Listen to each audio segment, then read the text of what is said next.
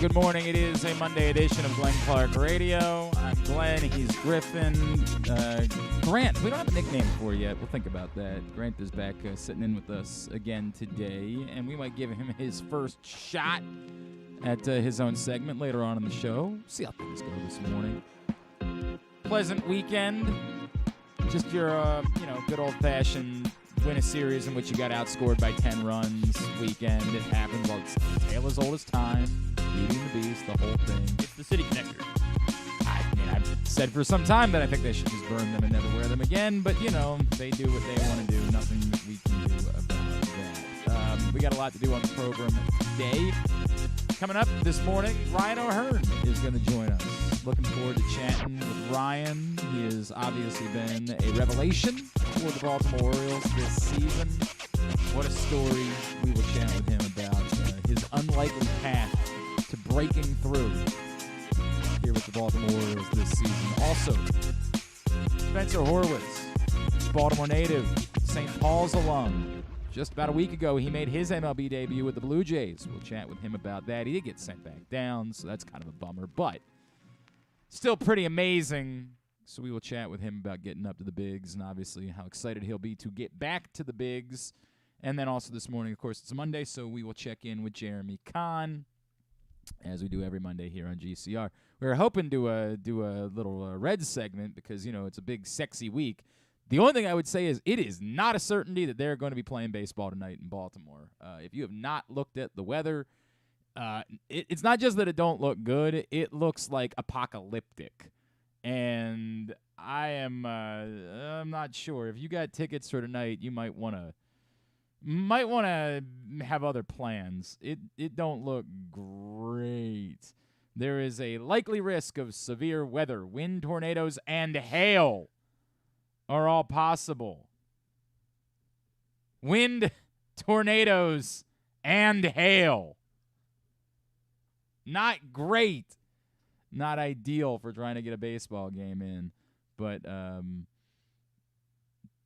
yeah, I guess. Okay. I mean, when's Horwitz, 10:55? Yes. He needs to do that? Is that the situation? Might be, What? I might be able to move him around. What? Yeah. No. I'm saying Jeremy needs to go at 10:30? Oh, no. For something else, if we wanted to fit something else in. Oh, is it something that's worth doing that for? I think so, yeah. Oh, for God's sakes. All right, whatever. This is very coded. Yeah. This is extraordinarily... Like, Griffin just asked me if we could talk to Jeremy at 10:30. I'm like, I guess. Is that what he needs to... Has he got another dentist appointment or something? Griffin's like, no, it's like some other thing. And I just don't know. I don't know what any of that means. But sure, fine. We'll talk to Jeremy at 10:30. And then we'll run everybody off because I don't even know what I was planning on talking to Jeremy about today, if I'm being totally honest with you. We can talk about tornadoes and hail. That's what we'll talk about, which apparently are coming to the Baltimore area later today. And which is funny because you look outside and you're like, man, what a day.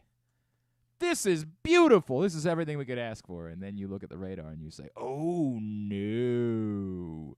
That looks like hell. That looks apocalyptic.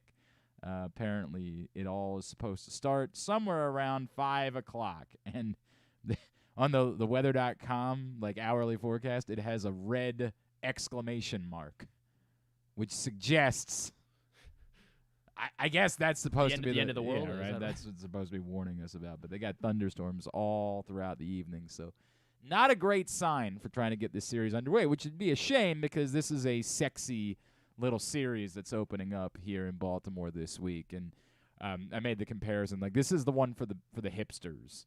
Whereas Orioles-Angels was the midweek series that got all of the casuals excited earlier this year because, you had Shohei Ohtani and you had Mike Trout and you got these huge crowds for Orioles-Angels. And ultimately the Angels are a little bit better than they typically are because they're typically mid as hell.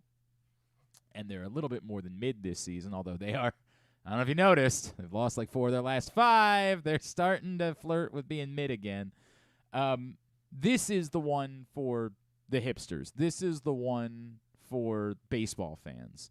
This is Jonathan India and Ellie De La Cruz and McClain and that just exciting core they put together in Cincinnati.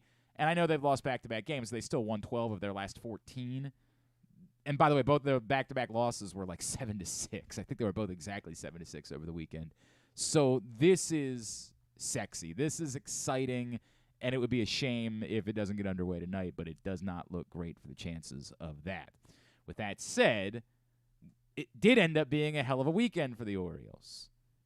And again, it's weird. It's weird to lose the run differential of a series by 10 and yet win 2 out of 3 in the series, but you'll take – actually, it was by 9, right, because they won by 2 on Saturday. So they lost by 12, won by 2, won by 1. So, yes, a -9 run differential for the weekend, and yet they win 2 out of 3.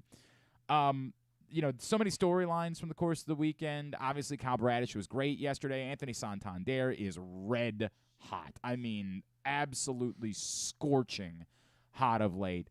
And mixed in not just at the plate, but obviously a hell of a catch yesterday, which reminds you, why exactly is he coming out defensively in late inning situations? It's funny, we were talking about this on the radio show yesterday, that the Ryan McKenna thing. Everybody just wants him to be a bad outfielder, so in their head they kind of make up. But he's not. Right, like, exactly. We pretend like he's some sort of butcher in the outfield. He's got one of the strongest arms. And If that had gone the other way on Saturday, if the Orioles had lost that game in extra innings and Ryan McKenna had struck out when Anthony Santander's spot would have been due up, we would have had a serious come to Jesus about this thought process. Instead, when I mentioned it after the game, I got back a lot of, well, it's just sort of what they do. But that doesn't make it defensible. In a one-run game, it's puzzling to me. If Felix Bautista is going to be beat, it's most likely going to be exactly what happened on Saturday. It's that one pitch, they guess right, and they turn it around. The likelihood of somebody putting an inning together against Felix Bautista is slim to none. You just don't see station to station against Bautista. Now, you can make a joke about, his delivery and how if he does put a runner on base, that runner might as well go ahead and move to second before. I get it. Like, he's not good at keeping runners on base if he gets them on base. The good news is he doesn't put a lot of runners on base, so it's not really a problem. But I don't even remember who it was in the ninth inning yesterday that got the hit, but you were like, Ty France. You might as well go ahead and just and nobody's even going to. Ben Boom didn't even bother throwing down because his delivery takes so long that it gives the runner a huge advantage in trying to get to second. That all being said, I don't know why it makes all this sense, and it feels more like Brandon Hyde's philosophy of if somebody's going to be on the team, I have to put them in the game. And Ryan McKenna, we know, is a quality defensive outfielder, so late in the game, I want to get him in. But in a one-run game, I don't think the trade-off is worth it. I don't think the juice is worth the squeeze. I don't think McKenna is giving you so drastically more in the outfield to make up for what you would lose if exactly what happened on Saturday happened. But, of course, then we get Orioles magic on Saturday in the 10th inning. And that's the story of Orioles magic, right? It's that every night it's a different star. It's right there in the lyrics. It's right there in the lyrics. Different star? Yes. What? Well, McKenna's a star. Well, that night he was 100%. You hit a walk-off two-run homer, you're the star, dog. That's the way that it works. So every night this is just you trying to tap in. So he bought himself 4 more weeks, I guess. That's everybody was doing that bit. I don't know how this is going to look this week. That's, of course, the next storyline is that Jordan Westburg is going to make his debut, and so there's going to have to be a corresponding move. It's so much bigger than that. Whatever the corresponding move is, it can be McKenna, it could be Joey Ortiz. I think at the moment it's more likely to be Ortiz than it is to be McKenna because of where we think Westburg is going to be playing as he comes up. It just makes it less likely that there are at-bats to be had for Joey Ortiz, so I think he's the guy to go. But Mountcastle, we assume, is back later this week, although he remains hitless in his rehab stint at AAA. 4 games, 0 hits. But we assume he's back later this week. I also am writing about Ryan Mountcastle today at PressBoxOnline.com. It's sort of the questionable... An obituary? Is it? Not an obituary, just all of the stuff surrounding Ryan Mountcastle. Like, that what we're really feeling is kind of a come to Jesus about what his role is within the grand scheme of this rebuild. And while he's probably not as bad as what we saw before he sat down with the vertigo, he needed to improve in those areas. Like, what he had done so far as an on-base guy wasn't good enough. He needed to be better in that department this year, and instead it's been a legitimate regression. So what does that mean? I don't think the Orioles are ready to do something drastic. They have largely avoided particular drama when it comes to, anybody. The only dramatic things they've done so far in the Elias regime would be giving up on, Chris Davis and trying to work something out with him and then ultimately trading away Trey Mancini. But even that, as dramatic as it felt, we kind of saw it coming. I don't think they're ready to do something dramatic with Ryan Mountcastle, and I also don't think it's warranted. We can't talk about Ryan Mountcastle like he's, again, late career Chris Davis. Yes, it's been a disappointing stretch, but let's not pretend like this has been the story for 3 years or something like that. He's a productive player who's 2 years removed from a 30-plus home run season. I'm writing about it at PressBoxOnline.com, and that's sort of the point, that if it's Ortiz today, it's going to have to be somebody else when Ryan Mountcastle returns. And then there's the Colton Cowser thing that still lingers, and you would still think at some point he's going to be on this team. And then what are you doing with all of these pieces? The real question about Westburg is not what the roster move is, because the roster move will not be all that dramatic. Nobody is going to scream if Joey Ortiz gets sent back down. Nobody's really going to scream if it's Ryan McKenna, despite the fact that he had an exciting moment on Saturday night. But the question is, what's he doing? Because he's not here to – you're not calling up Jordan Westburg to not play him. He's coming up to play. Where? Is it going to be second base? I guess we don't know. That's what I'm saying. We don't know. Is he here to be a shortstop? Is he here to try to play third and let Gunnar play short? Is he here to play second? Any of these scenarios involve someone who has been a regular player no longer being a regular player. There is drama involved with this. If he's the second baseman, that's an $8 million guy that you're now saying is no longer an everyday player, which I'm not telling you shouldn't do, because we all seen the same thing with Adam Frazier. I do think Adam Frazier has some value to this team as a veteran, as a guy that has come up big in important situations. I'm not trying to be disrespectful towards Adam Frazier, but I get it. He is not producing at a level in which I would be bothered by having Jordan Westburg take over every day at bats. Is it short? Are they finally reaching? It would be ironic given that Jorge Mateo is, coming off. It's hot. I saw some numbers about like the probability. God, I wish I could remember who. One of the Orioles beat writers sent out a tweet diving into the probability of the walk that Jorge Mateo took yesterday, because it's not just that he never walks, but I don't even remember who the pitcher was. Apparently, never walks anyone either. So, the idea of him getting a walk against that pitcher, I wish you could scour it if you can find it. One of the beat writers, and I just don't remember if it was Nathan Ruiz, whoever it was, sent out a tweet about the probability of Jorge Mateo's walk yesterday, which he also, again, wanted to do a bat flip afterwards. He was very excited about it, and I don't blame it. But there would be some irony in him finally being a little productive, and then ultimately, George Kirby was the pitcher. Thank you. But I got to pull up the numbers. Okay. Yeah, it was Ruiz. It was Nathan Ruiz. Yeah, yes. It said George Kirby walked 6 of 351 batters faced. 1.7%. Yes. And Jorge Mateo has walked in 11 of his 227 plate appearances, which is a 4.8% walk rate. Yes. So you add those together, which, he believes is the appropriate arithmetic, and you get about 0.08% chance. Yes, of that walk occurring. 1 in 1250 chances. Yeah, that's pretty remarkable. But I think that we've all seen enough of Jorge Mateo that we're not going to be up in arms if the answer is that you're moving on from Jorge Mateo as an everyday player and moving him into a utility role. I think either is justifiable, but we got to figure out which it is. Or are they just kind of going to say what they always say, which is, we're going to find at bats for everybody. And are we going to do the bit where Jordan Westburg is going to play short one day and second one day and third another day? And I don't corner outfield one day, although there's not really room for you got 4 outfielders at the moment, unless 5. you're. Well, who are you counting as the 5th? McKenna. Well, they're not. There's no priority with Ryan McKenna. I'm saying there are 4 outfielders that you want to play right now, And the answer could be that, hey, we're making Santander an everyday first baseman, but then what are you doing with O'Hearn? I guess he's your more typical DH in this situation. By the way, Ramon Arias did nothing to not get at bats. It's just that there's too much going on here. So the real question isn't the roster move. The real question is, what is he here to do, and what does that mean for everyone else? And we can say all along, it's a good problem to have, and none of it should have justified not having Jordan Westburg here.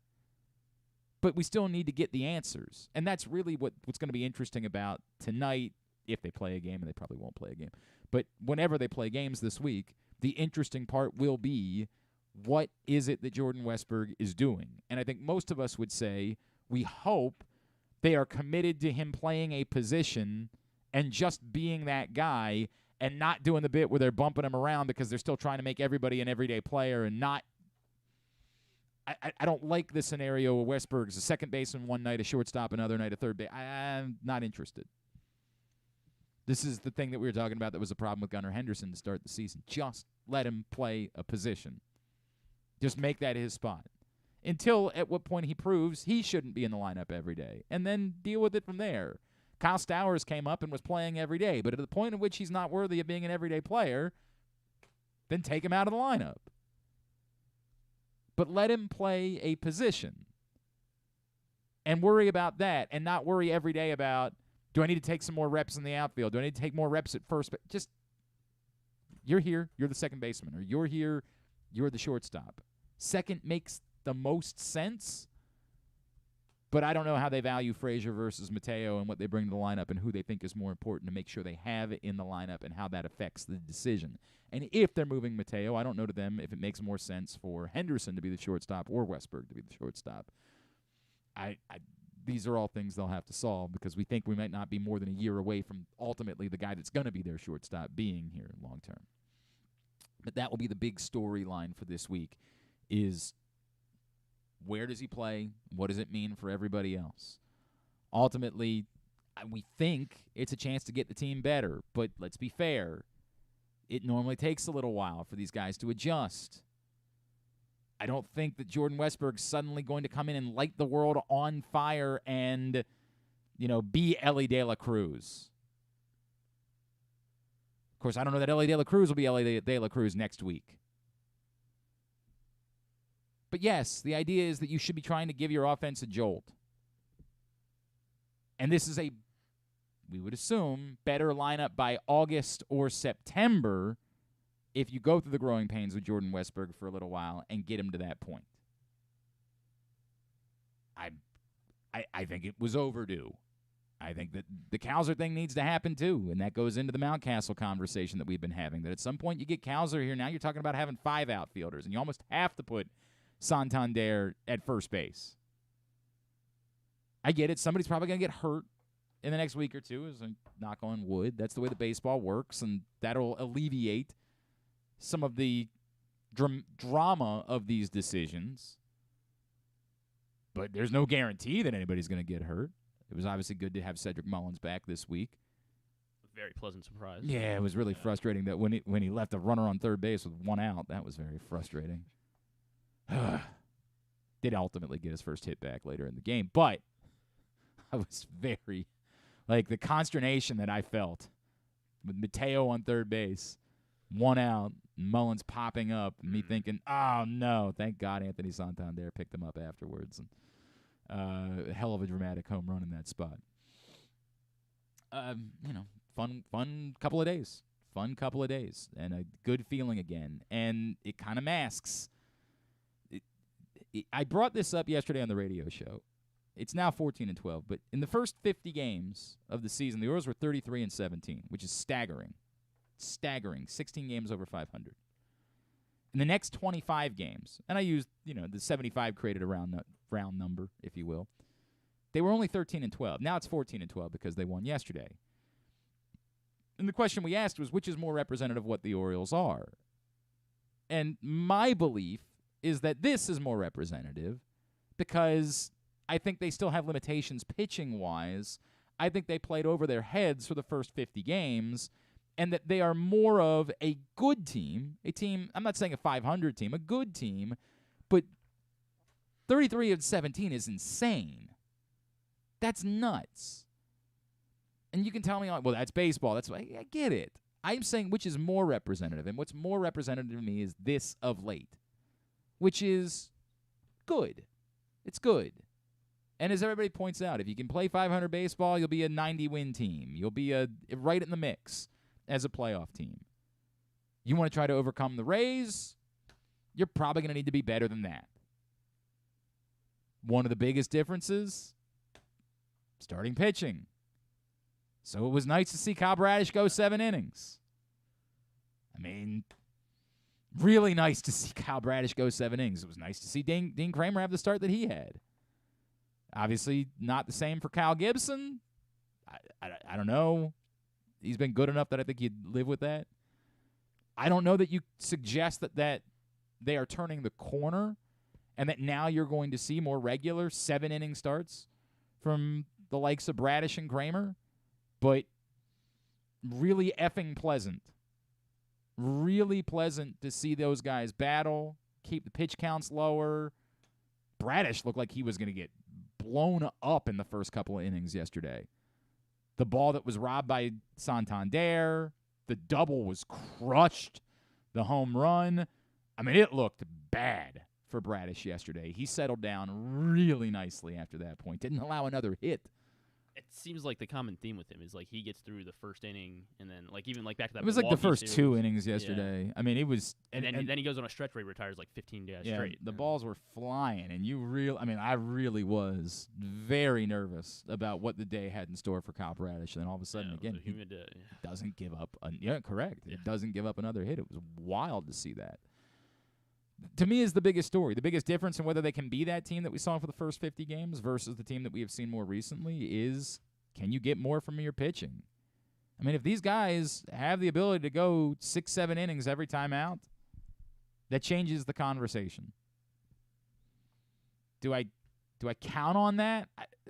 Given their track record, I can't. And by the way, they still don't have a 5th starter. Maybe they lined up Cole Irvin for tonight because they saw what the forecast was going to be. Skip him. It is interesting. I brought up that scenario with Stan where like maybe they're waiting to see what happens on Friday because if they already have the series clinched, maybe they throw Irvin on Sunday, and then if they don't have the series clinched, they wait until Monday. They obviously decided to wait until Monday, which, yes, bumps Tyler Wells back a day, and I guess that's a good thing if you're dealing with innings, but it's not one day is not the difference going to make for the year. You had the opportunity to skip starts. You didn't do that. Just giving him an extra day probably isn't going to change a whole lot about how you protect his innings for the season. Irvin's slated to pitch tonight. Again, we don't think there's going to be a game. If they don't play, presumably, I haven't even looked at the weather for the rest of the week. What's the story? The weather? Well, I know the Reds are off on Thursday as well. So they both have off days on Thursday. Okay, well then that would make it easy because the Orioles are still at home. They're not having to go anywhere, so they'll be fine with playing the game. I don't know where do the Reds go next? They go. Reds go. They were home this weekend, so presumably they go back home. They're only playing. That's a weird schedule quirk. Cincinnati's not too far, I guess. Yeah, but it's still weird to only go on the road for 3 games and then go back home. That's a weird bit. I don't know what that's all about. But yes, that probably means that they would play on Thursday. I guess the question is, are they worried about there being more games? It doesn't look – I'm looking at tomorrow. It doesn't look bad tomorrow. Scattered thunderstorms. Okay. Cool. Thunderstorms through the day, all throughout the day, and then easing up tomorrow night. So I guess they could try to get it in tomorrow night. Yeah, there's reason to think they could just play the game on Thursday. Or if the teams are really all that hell-bent on having the off day, they would say, we'll try to – it doesn't look like they could play 2 tomorrow, but maybe they could play 2 on Wednesday. So if that's what they really want to do, just to make sure they don't lose the off day. And the players hate losing off days, so I could see them choose to play a doubleheader on Wednesday where I don't really see much in the way of rain in the forecast. So that would seem to be more legitimate to me. All right. Is that everything from the weekend? Did we cover it all? Batista, we talked about that briefly. Yeah, well, Mike Ford's just, It was interesting they went to Coulomb in the 8th inning yesterday. Interesting, after he had to come out and save Cano. Like, are they just finding – and I talked about the idea of it being matchup-driven. Yeah, I think it – I said, I think 2 weeks ago we started having that conversation about maybe the 8th inning should just be matchup-driven moving forward. That with all due respect to Cano, who's still been a very good story. And look, when he got in trouble on Saturday, he still did well just to get that, ground ball and prevent any more damage and turn it over to Colomb to save things. But I think moving forward, I don't think that I'm committing to Coulomb as the 8th inning guy. I think it's just looking at the lineup and looking at matchups and choosing. You got two guys that are leverage relievers that have both been consistently good. By the way, and we talked about Bauman struggling in Chicago. What he did on Saturday in the 10th inning, bonkers. All of the emotion of losing a lead in the 9th inning and the life and the energy being sucked out of the ballpark, and then the Orioles going out meekly in the bottom of the 9th inning and having lost by 12 runs the night before and things just feeling very hinky in that moment. For him to step up the way that he did in the 10th inning with a runner on second base, unbelievable. I mean, just absolutely massive from Mike Bauman in the 10th on Saturday. But, yeah, I think that it's a matchup thing in the 8th inning moving forward, and that's fine. And starting the 7th inning. You get to a situation where you're going to the bullpen in the 7th inning and you're trying to protect the lead, you got two good options. And if the lineup, sets up with lefties in the 7th, then you go to Coulomb in the 7th. If you look at the lineup and it's righties in the 7th, lefties in the 8th, then you put Cano in the 7th, and then you decide what you want to do in getting him in the 8th. I just think that's where it is moving forward. It's not defined Cano in the 8th. It's you've got two guys, both of whom you think are pretty good pitchers, and you trust both of them. Yes, Cano has been human, but still the totality of the season says he's been pretty good. Yeah, his ERA is still below 1. I hear you. Not out. All right, let's grab a break. Jeremy Conn will join us next. Today's show brought to you by PressBoxOnline.com/offers. Go to PressBoxOnline.com/offers right now and get a $150 in bonus bets from DraftKings after you place your first $5 bet. See this and other great sportsbook offers. PressBoxOnline.com/offers. Glenn Clark Radio. Hey, O's fans, the Birdland Summer Music Series presented by Miller Lite continues at Oriole Park at Camden Yards on Friday, June 30th with DJ Diesel, a.k.a. Shaquille O'Neal.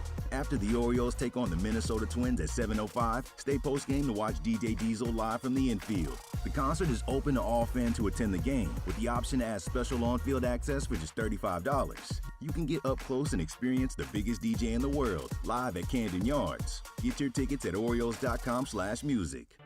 Your summer destination is closer than you think at Live Casino and Hotel Maryland. With an expansive gaming floor and incredible dining options ready for you to explore, your adventure awaits. Dine at the new Coho Korean Barbecue House coming in July or on the patio at the Prime Rib. Enjoy the summertime breeze at Orchid Smoking Patio. Limited time packages starting at $229. What are you waiting for? Book now. At Arundel Mills, must be 21. Please play responsibly. For help, visit mdgamblinghelp.org or call 1-800-GAMBLER.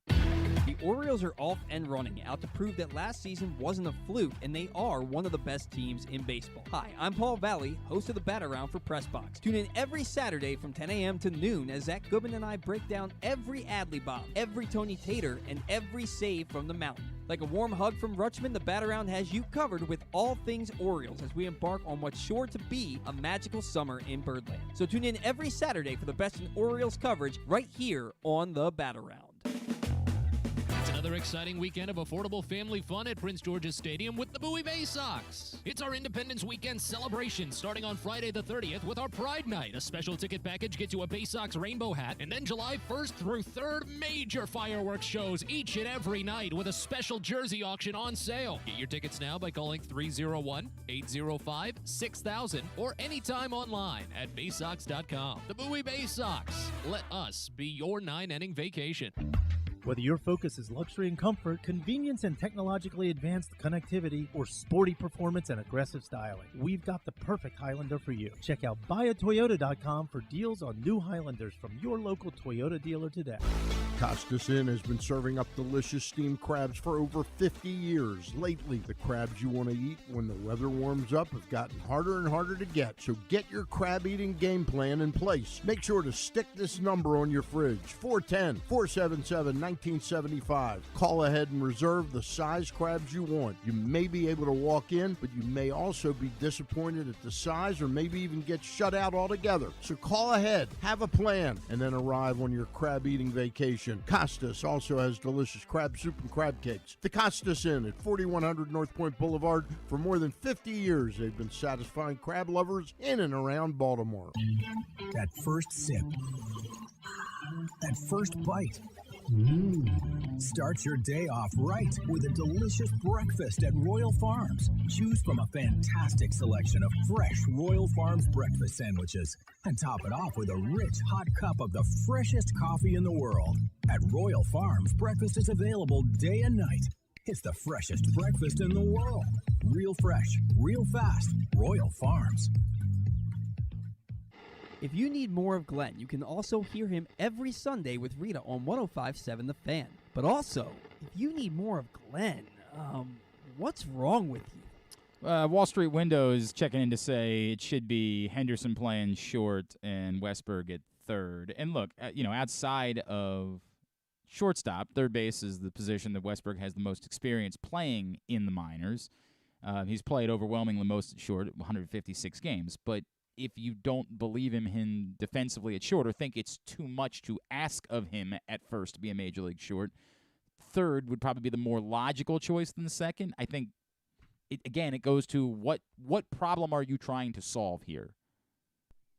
I think that's what I'm coming back to. Do you think it's more important to have Mateo out of the lineup? Do you think he offers more? Do you think Frazier offers more being in the lineup every day? And then go about it.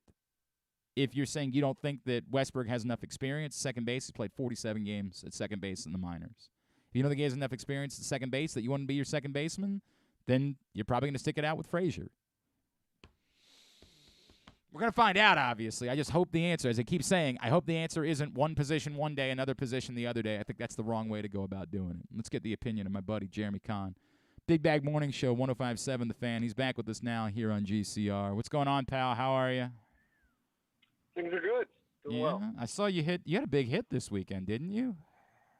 Yeah, Friday night. I got really lucky too, but I've been trying to tell people when we see a game that has phenomenal weather and you feel like it's a really strong overlay, to take some of the best hitters in that game, and then you could either parlay a home run, parlay a player to get a hit, and work things out that way. And then what happened was Friday night, it was the Braves and Reds. I had the over in that game. I had Ellie De La Cruz and Matt Olson to hit a home run. And it came all the way down to the ninth inning when the Braves hit 3 solo shots. That actually helped me win 2 parlays, just the other one was much smaller. Mm-hmm. But I hit $4,500 off of $50. That's not bad. That's I believe they call that a decent return on investment. I have spent $50 in drastically worse ways than that. That ain't bad. Again, concretelocks.com is the website if you're looking for information like this, and of course picks every day as well at pressboxonline.com. And I feel like I've become the foremost expert on the Reds too, as I've pretty much been watching them. I watched every one of their games this weekend. Really? Yeah, all 3 games, and they were all excellent. So much fun to watch. Yeah, so they won the first one coming from behind, and they lost both the X2 by 7-6 scores, right? Yeah, they lost the next 2, but they were both fun games, and it's just funny. The announcers are how much fun are we having doing this? They're laughing, they're talking about this team, and they're not going to lose games 3-1. They're gonna lose 9-7 or 13-10. That's just how it's going to be. No doubt. All right, so let's talk about. I don't think they're going to play baseball tonight, given the forecast. But at some point in the next day or two, we are going to see Jordan Westburg debut for the Baltimore Orioles. And again, whatever the roster move is that corresponds will not be all that dramatic, as nobody's going to get up in arms about Joey Ortiz or Ryan McKenna, even after he had that big home run on Saturday. But what is it? Draw it out for me. What is it that you think that Jordan Westburg should be doing? Who should no longer be getting everyday at-bats? the actual important part of this, if you were Brandon Hyde and Mike Elias, what would this look like for Jordan Westburg and the Orioles? Well, we all know the answer, and it sucks for some. The two guys that shouldn't be getting every day at bat, in my opinion, are first Adam Frazier, and then secondly, at least Mateo's bringing a glove. Adam Frazier is graded out as one of the worst defenders at his position this year. I think he grades out second worst at his. Like, I just want to know who's the worst second baseman so I can make fun of him. Right. But I mean, he's one of the highest paid players on the team. As weird as that sounds, and ultimately, I feel like if you're not getting what you paid for, I understand the DFA or moving someone on, but it makes sense. Like, Westbrook coming up makes sense. Cowser eventually coming up makes sense. Kierstad, all these guys. Like, it at least makes sense to have some of those guys in the minors. And, I hate saying stuff like this, although I don't think Westbrook's one of those guys. It wouldn't, showcasing a guy, too, to let other teams see what he looks like at the major league level isn't the worst thing in the world. But I don't think Westbrook's one of the guys that they would move. So you would have Westburg just play second base then? Yes. Okay.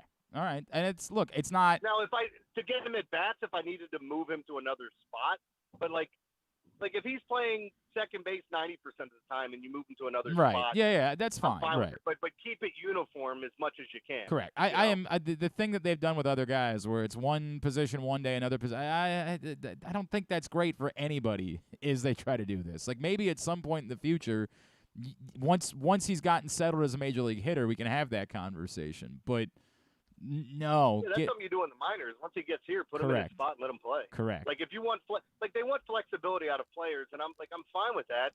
But like, we shouldn't be moving the chairs around just to suit everyone and just make sure, okay, you're getting it. Like, play him at second base. There's nobody on this team that should be playing second base over him right now, unless you want to tell me that's Gunnar, but Gunnar should be on the other side. Right. So, like, it's kind of to your point of what you're talking about. I want to talk. I'm writing today about Ryan Mountcastle, who we assume is going to be back. That's why I don't think the roster move is all that dramatic. I think we know who the two guys are that are going to be gone by the end of this week, and one of them is going to go for Westburg, the other one's going to go when they bring back Mountcastle. But the Mountcastle conversation is so much more complicated to me than that. Like, it's so much bigger because when he comes back, presumably he's nothing more than hitting against lefties right now, because you can't sit Ryan O'Hearn. You can't sit Anthony Santander. I think right now Mountcastle's going to hit against lefties and not much more than that. And that's not for me writing off Ryan Mountcastle and saying he can never hit again against righties or he'll never get another opportunity to be an everyday first baseman. But I think at the moment we have to start having the conversation about how it is that Ryan Mountcastle does fit in, particularly knowing Heston Kjerstad is further on the way and probably will be here by next season. I don't know how Ryan Mountcastle fits into this puzzle long-term for the Orioles. He doesn't. I mean, that's the bottom line. Like, at the beginning of the year, here's what I said at the beginning of the year. I think you can upgrade a shortstop. I think you can upgrade at second and first, depending on where they played Gunnar and how they wanted to do all that stuff. And then I thought you could upgrade at a corner outfield spot, most importantly being Austin Hayes, which he's proven once he's healthy, like, he can play. Now, this is a one-year sample size, but I really like Austin Hayes. I know you get his defense every single day, and if he brings the bat with him, to me, that's plus. So ultimately, I did think you could upgrade in all those places. And Ryan Mountcastle's never been their guy. I mean, if you look at his on-base percentage, the strikeouts, the walks, all the things, he's not their guy. You need to have more power. You need to have a higher OPS if you're going to be a Baltimore Oriole with the way that the front office is running things. So I never thought he was their guy. And ultimately, I like Ryan Mountcastle, but I thought he would be in a trade for something better. I just don't know that he has any trade value either right now, right? Like, that's right now it doesn't feel like it, but at the begining of the year I think he did. Yeah, but okay, so now and that's the tricky part. That's what I started writing about, right? Because I think the argument would be, are you at the point with Ryan Mountcastle where things get so crowded that by the trade deadline you just take pennies on the dollar for someone that wants to make him a reclamation project, like, which seems unfair to say about Ryan Mountcastle because it's not. Again, it sounds like I'm talking about him like he's Chris Davis late in his career. Ryan Mountcastle's been a contributor. He's been a helpful piece, and it was a bad couple of weeks, obviously, before the vertigo, but he was pretty good in April. I don't know. I feel like right now there's not a lot of value there in a trade. it also feels like he's maybe clogging up a spot that could be used in a better way. So are you at a point where by the deadline you're simply just looking for someone to kind of take him off your hands, or do you ride this thing out the rest of the way for the season and deal with it in the offseason? I mean, I'm glad they have to answer that question because, like, it's not a great sample size here, but we've seen enough of him to kind of know who he is at this point, at least here locally. Mm-hmm. He does have some pop in the bat, can get hot at times, but I think some of these lows aren't worth dealing with, and this is a team that you're expecting to contend. So if you sell them for pennies on the dollar, I don't think it's the worst thing in the world. Like, it's not ideally what you'd like to do, but they may be in that position where they have to just to create that open spot on the roster, unless they want to keep Ryan Mountcastle here, as you put it, as a situational guy against left-handed pitching. Right. And I think that part of the tricky part of this is how much do we continue? Ryan O'Hearn's actually going to join us later this morning. Are they convinced that this is definitely who Ryan O'Hearn is? Like, I think that's the other part of the struggle is if you make a decision like this, you're kind of committing to Ryan O'Hearn. Well, Ryan O'Hearn's been a revelation, but for 30 games, right? Like, are we certain that this is exactly what you're going to get from Ryan O'Hearn moving forward? See, but I think ultimately, too, that if things blow up in their face, they might try to work this in some other way of somebody else playing first. We've seen Santander play there. Mm-hmm. We've seen Ramon play there. Mm-hmm. Not that it's ideal. I don't know that you want a 5-foot, what is he, 6 Right, first baseman? right. Maybe I'm shorting him. I don't mean to do, pun intended. So I guess that's the route you have to take. I know they just sent Lester down, and that was just kind of a stopgap thing. But they got to figure something out. And ultimately, could they be in on a trade?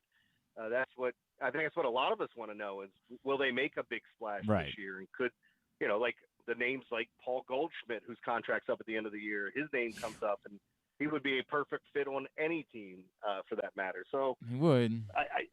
I guess I'm just kind of curious to see what they do. Yeah, that's where I find myself. Like, by the way, the column that I'm writing doesn't exactly have answers. It's more just pondering every layer of this complicated question when it comes to Ryan Mountcastle moving forward. It's interesting you bring up. We're chatting with Jeremy Conn here on GCR. It's interesting that you bring up Goldschmidt because I am really struggling with whether or not you can take on a rental of any sort. Like if you can do it for next to nothing, but I don't even know that I'm willing to give up like a Connor Norby for a rental at this point. I just find it so unlikely that you can rental your way towards World Series contention at the moment that I don't think I could give up anything real for a rental at the moment, even as enticing as any of those names might be.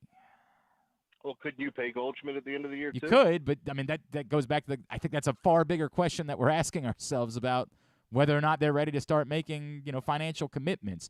Here's what I would... They should be because they got the second-best record in the American I League. hear you, Not dude. ready yet, when are they going to be ready? But if next week they announced, like, they signed Gunnar Henderson long-term, well, then maybe I would feel differently about my thought process about rentals, right? Maybe at that point I would say, okay, they're ready to go. They're spending money.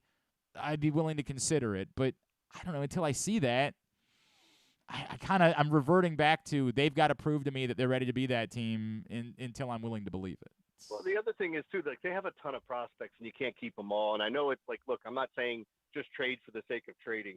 But if they find someone, even a rental, that they think is good and the value's there, I'm not just saying pick your top prospects and go get Goldschmidt, whatever it costs. No, be smart about it, and I fully believe this front office will. And they've been way smarter than me because I would have went after Jose Abreu in the offseason. He just now started hitting. Right, so, right. Like sometimes things aren't what you expect. But that being said, I still feel like they need to. It'd be nice to see them make some moves to better this team because as well as they're playing, there are some holes on this team that are obvious, I think. I don't disagree with that at all. And I think, look, as nice as it was to see Kyle Bradish go 7 innings and you got a great start at Dean Kramer, I think the innings thing continues to be the biggest problem that plagues. And, they literally don't have a 5th starter on the roster at the moment, although I think we are still hoping that Grayson Rodriguez – they're going to give Cole Irvin another shot this week, but I don't know. I just don't have any confidence there. I am that to me is a placeholder. That one still continues to stand out. I asked this question, Jeremy. They were 33-17 in their first 50 games this year. They were 13-12 in the next 25. And the question that we were talking about on the radio show yesterday was which is more representative of what the Orioles really are. And I kept going back to I think 13-12. Not to say that's exactly representative. I'm just saying it's more representative simply because I don't think they can be the outstanding team without getting more innings from their starting pitching. Yeah, I would agree with that. I mean, this is what I talked about. Ironically, the Reds are in town. I would say this about the Reds for years, where I felt like they had a lot of number 2 starting pitchers, and it wouldn't be good enough if they ever caught fire and got into the postseason. And then they subsequently traded all those pieces away. But and I think people would look at the Orioles like tomorrow night should be the marquee matchup with Abbott pitching for the Reds, their youngster. Oh, no doubt. Against Tyler Wells, because we get the Reds' 2 worst pitchers tonight and Wednesday, unless there's some sort of rain out and they mix things up. But that being said, you look at the Orioles starting pitching, and if I said Tyler Wells and Kyle Bradish are their best pitchers, or even Kyle Gibson, does that? I don't want to say. We always use the term. Does that scare anyone? That's, Yep. Well, you get what I'm saying. Nope. Yep. When you're putting that up against Garrett Cole or Kevin Gausman, it doesn't pass the sniff test, even though numbers wise those guys might be on the level. I'm with you. This is such a God. It would be such a bummer if the weather, and it really does look like it's going to ruin it tonight, because this is the hipster series. Like, this is the one for baseball fans over the course of the next 3 days. This is the best series to see all year long. Yeah. From a viewing standpoint for fun. Yep. Yeah, they've already played the Braves, who are a fun team, but this Reds team, if you haven't watched them, you'll see Ellie De La Cruz, who is a tall glass of water, that he's hit a line drive to the first baseman and beat it out. A legitimate infield hit after hitting a line drive to the first baseman. He recorded one of the fastest triple times we've seen this year, only beat by another youngster, Corbin Carroll, who's grading out to look like Mike Trout. Whether or not that is what his future holds, it's pretty amazing. Matt McClain, their shortstop, who bats second for him, depending on how they usually flip the top of the order with Jonathan India and Fraley, Friedel. I mean, there's just fun, fast guys that hit for average, that steal bases, lots of power. Joey Votto's back. He's one of the most fun guys to watch in all of baseball. So, yeah, this is the series as a baseball fan. I want to see all these young players play. You watch The Bear? Is that did you? I don't even know if you watched season 1. I started season 2. I love season 1. Okay, you say you love season 1. It's such a difficult show for me to talk about because it's not Succession, but there's something similar to that. I enjoy the show, but I don't enjoy anything about the show. Do you know what I mean? Like it's so. Yeah, I love all the characters. But it's so effing intense that you feel anxiety as you're watching it. And season 2 doesn't start that way. It really starts picking up around episode 4 into that intensity. But man, the anxiety. I've never been someone who smokes cigarettes, but literally watching The Bear kind of makes me want to smoke cigarettes. Yeah, and I get that too. I guess for me, when I first got into radio, I worked at a pizza shop, sub shop. So some of that stuff behind the scenes, nowhere near what they're doing in Chicago. The characters seem relatable to me, growing up in Essex, White Marsh area. I have those. Some of the guys that are in that that are on the show, their characters. I have those people in my family. So the cousin, the story with his cook, and this go-getter that's trying hard and trying to be something, keeps getting pushed back. I really like the characters, and I really like Lip. I don't know what I don't want to call him anything else. He'll always be Lip. Oh, 100%. Yes. I think he's really, really good at what he does, and I just love the story. I had never actually, until The Bear, I had never actually watched Shameless, by the way. And so it was The Bear that got me to go back. I think I'm only 8 seasons in. I couldn't believe it was 11 seasons of Shameless. That's insane. I have discovered how much I've enjoyed Shameless because of watching season 1 of The Bear. So I appreciated that. And then I have to ask you, what is the thing, if I said a show, but it could be something else, the thing that you have done for Mrs. Conn that you had the least amount of interest in doing in your life? Because tomorrow night, Jeremy, and by the way, there's more rain in the forecast tomorrow, I am scheduled to attend the Shania Twain concert at Merriweather Post Pavilion. And you know me, I like a lot of silly pop music. But this is not for me tomorrow. I'm mortified of this event. I can't believe you're mortified. So, like, live music, unless you're taking me, like, I just love live music. Like, I would say this, though, the one thing that really upset me about you is when I told you I was going to Nashville. Oh, to see Ed Sheeran, yeah. Went, yeah. And I went, oh, my God. It's like, yeah. This is one of the greatest songwriters of our lifetime. Oh, Are you kidding me? God, I can't do it. I can't, man. There's too. I love him. Like, it's too saccharine, and I would go a step beyond. Here's the thing that really drives me nuts about Ed Sheeran, because I can deal with some saccharine. It's too saccharine, and then on top of it, it's his forced extra syllables in his songwriting that drive me insane. Where, like, he doesn't keep a standard from line to line. He'll have like 3 additional syllables in the following line and just kind of stuff them together in awkward ways in order to make it work. And everybody, it works. For you, Every it time, does. like a charm. I can't do it with Ed Sheeran. I can't. It's not. And I'm a guy that liked John Mayer. Like, I like John Mayer. I probably went and saw John Mayer 3 times in my life. I enjoyed it. I don't feel the same way about Ed Sheeran. And it's all, look, John Mayer's also like a great guitarist. Like, truly was making great blues music just with silly little saccharine sweet lyrics over it. The Shania Twain thing, I don't. It's not for me. She asked for the tickets for Christmas, I assumed she wanted to go with like one of her girlfriends, because that's what chicks go to see Shania Twain together, and like, you know, Let's Go Girls and the whole thing. This is not for me. Do you want me to take your wife to see I would. Shania Oh Twain? my God! It would be. You would be. I don't know. I would give you $1,000 every week to go take my wife to Shania Twain. And I don't mean this the wrong way, Glenn. I think she would have a better time with me. She 1,000% she would have a better time with you. Yeah. 1,000% she would have a better time with you. So there's only one thing that, maybe not one thing that I'm vehemently against. Like, my wife knows that I hate fireworks. I hate parades. I hate a lot of the stuff that people You like. hate America? Yeah, kind of. No, I don't hate America. Yeah. Like, just some of this stuff is just played out. Like, this coming up the 4th of July. Like, I wish the British would have won. I can't do fireworks, man.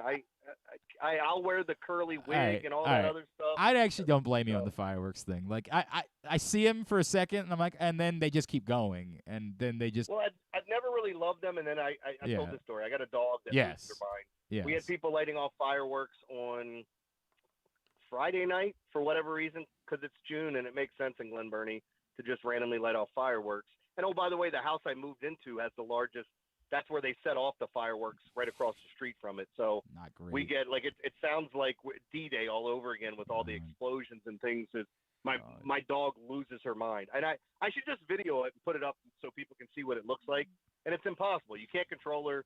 The stuff she does doesn't make any sense. The other day, she tried to get in the laundry basket and kick all the dirty clothes out of the laundry basket. Well, that's adorable. And then she tried to flip the basket over. Well, dude, she's ruined homes. She caused $50,000 worth of damage at my last house. And I love the dog. I'm not changing anything. I just hate fireworks. I don't blame you for that. The one thing that I'm vehemently against is hiking. I hate hiking. I hate it. So when we went to Denver, my wife wanted to go to the Garden of the Gods, and we did that, and we hiked around. And immediately I found out the only thing worse than hiking is hiking in Colorado. Oh yeah. Because the air's thin. Oh, no doubt. You're choking 100%. If you could be in good shape. I don't want to, because I'm not in great shape at all. Like, I get winded tying my shoes now. Imagine what I would do there today if I was going up there to try to. Okay, do anything. so I think I figured this out. We'll be like this guy that we used to know. We'll be swingers. You can go to Shania Twain concerts with my wife. I'll go hiking with yours, and we'll solve this problem. Love it.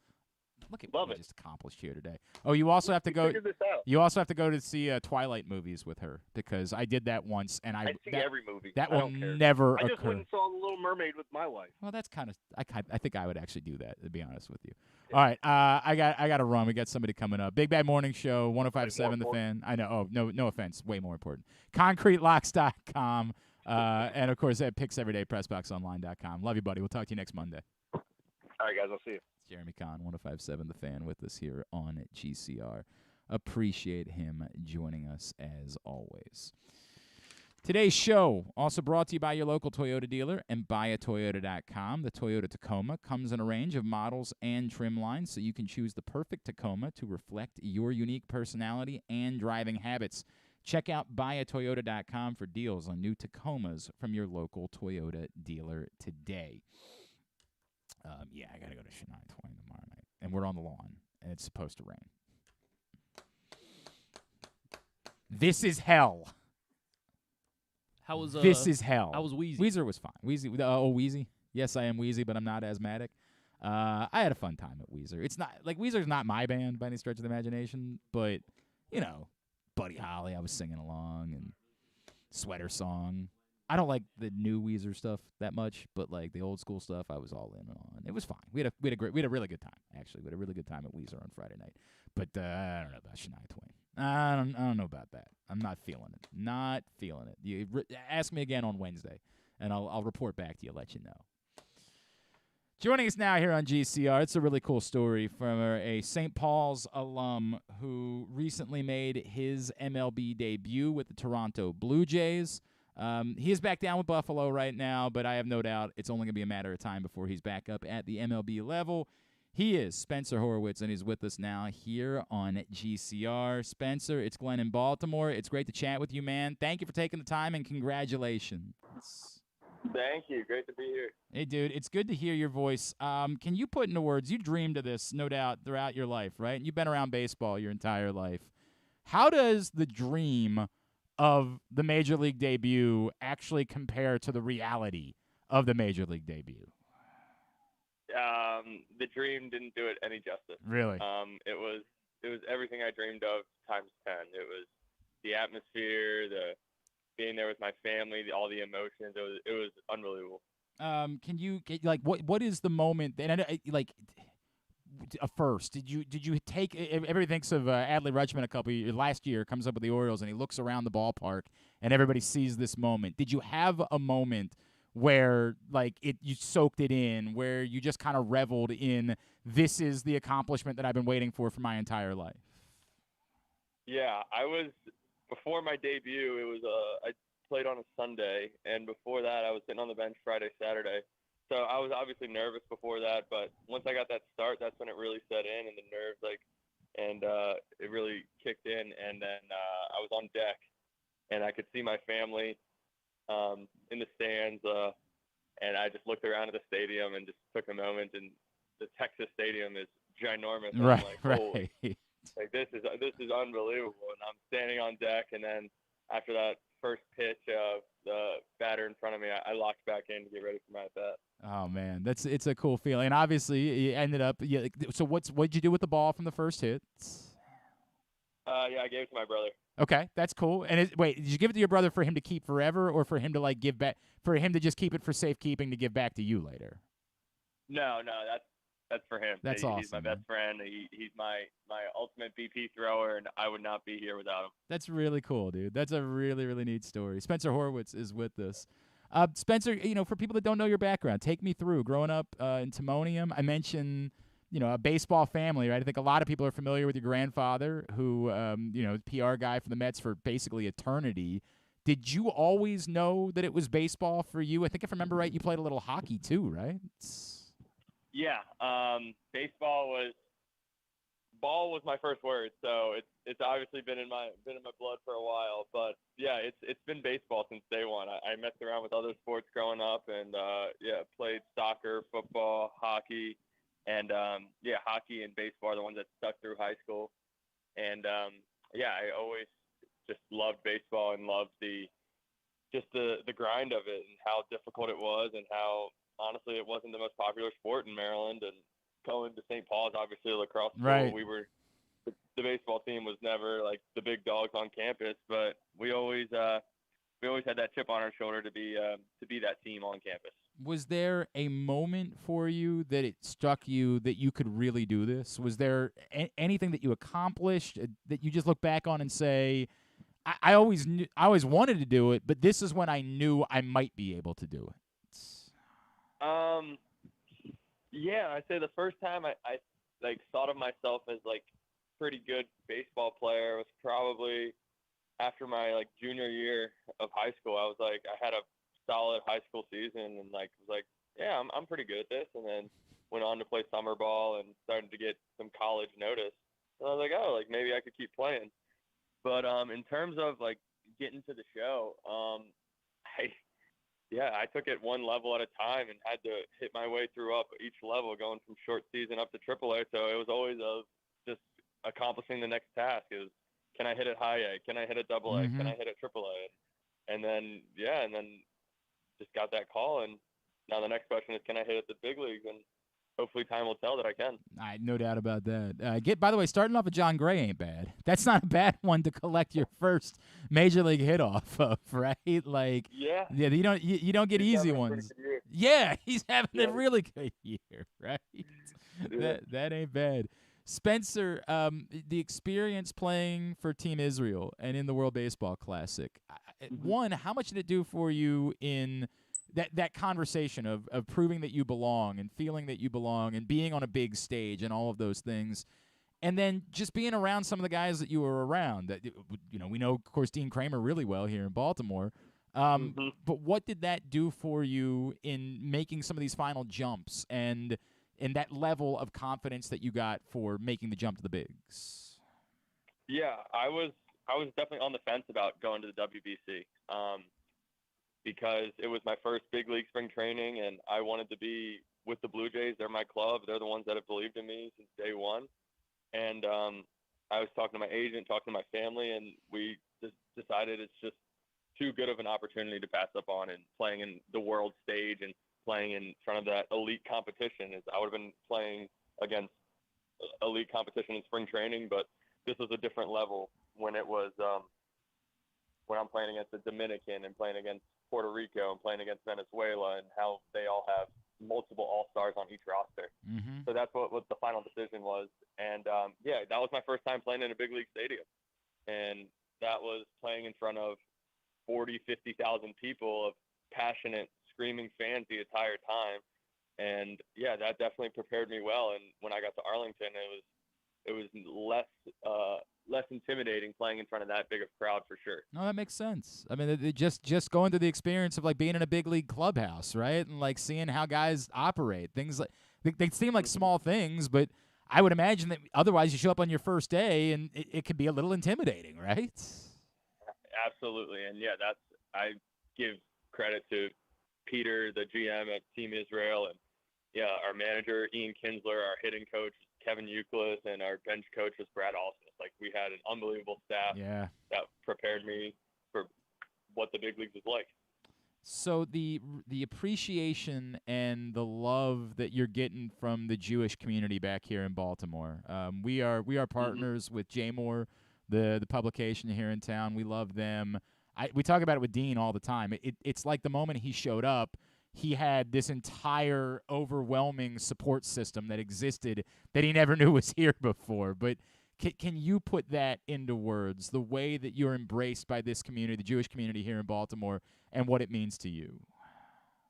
Yeah, I think it's just coming from that like familiar face. It's like something that people can relate to, and me especially being a Baltimore guy, being a late round guy, and having that underdog mentality, kind of similar to a lot of what the Jewish culture has come from, and they can relate to that. And that's why I think they're so drawn, not just to my story, but to a lot of other like professional Jewish athletes. Do you feel like that I don't want to use the word stigma because I think it's the wrong word, but do you feel like we got into a place where this is going to be more common in coming years, that you're going to see more Jewish kids that are breaking through and having great athletic success because there's a lot more, I feel like, representatives and role models like yourself for guys to look towards? Yeah, I mean, absolutely. Why not? Is the question. Right. I was given every opportunity, and being from Baltimore, but I don't see why there can't be more Jewish athletes in professional sports. Dean's been a great role model for all of us baseball players, and he was awesome to me and showing me how to act professional in that clubhouse. And I can't thank him enough. Man, there's a scenario that could play out. What would it mean to you? I'm staring at August 22nd through 24th when the Blue Jays are back in Baltimore. I get that it's not a given that you're going to be back by then, but could you possibly describe what that would mean to you if you were to be here to be part of that series, with a real chance that you could also maybe be facing Dean if that were the case? Yeah, that was – so I got caught up on, I believe it was the 15th or 16th. Yeah. And, yeah, that's when the Blue Jays were in Baltimore. So that was like, oh, that was so close to being something that was – it was already something that's a dream come true, but to do it in Baltimore would have been that would have been unbelievable. I mean, that would have been one of the greatest stories of all time. Yeah, but yeah, I mean, I grew up going to Camden Yards, and I grew up watching Manny and JJ and all those guys, Scope, Miguel Tejada. Like, I was going to Camden Yards for years, and I love that ballpark so much. And yeah, I've taken some practice. I played one practice there and taken some BP swings there, but to play a game there would be, oh my gosh, I couldn't even imagine. It's so cool to hear you talk about it. I get goosebumps sort of vicariously through you as you're talking about it. Spencer, who's given you the best? Like, what's something, whether it was a player, a coach, or even just somebody in your family? What's the best piece of advice that you've gotten that's maybe stayed with you on your journey to the bigs? Keep going. That's been. I got a tattoo on my forearm that says "keep going," and I got that from a musical artist, and you're gonna have highs, you're gonna have lows, you're gonna have in betweens, but just keep going, and everything will work out. And that's what I've been living my life by. And that's my plan right now. I'm obviously not in the big leagues right now, but I'm gonna keep going and try and get back there. Who was the artist, by the way? His name's Mike Stud, or he goes by Mike now. Okay. Yeah, he played baseball at Duke, so we have that common ground. But yeah, he's a guy I've been following for a while. That's cool, man. That's cool. I think it's a great advice, right? Like, it's for you. It seems to be working, obviously.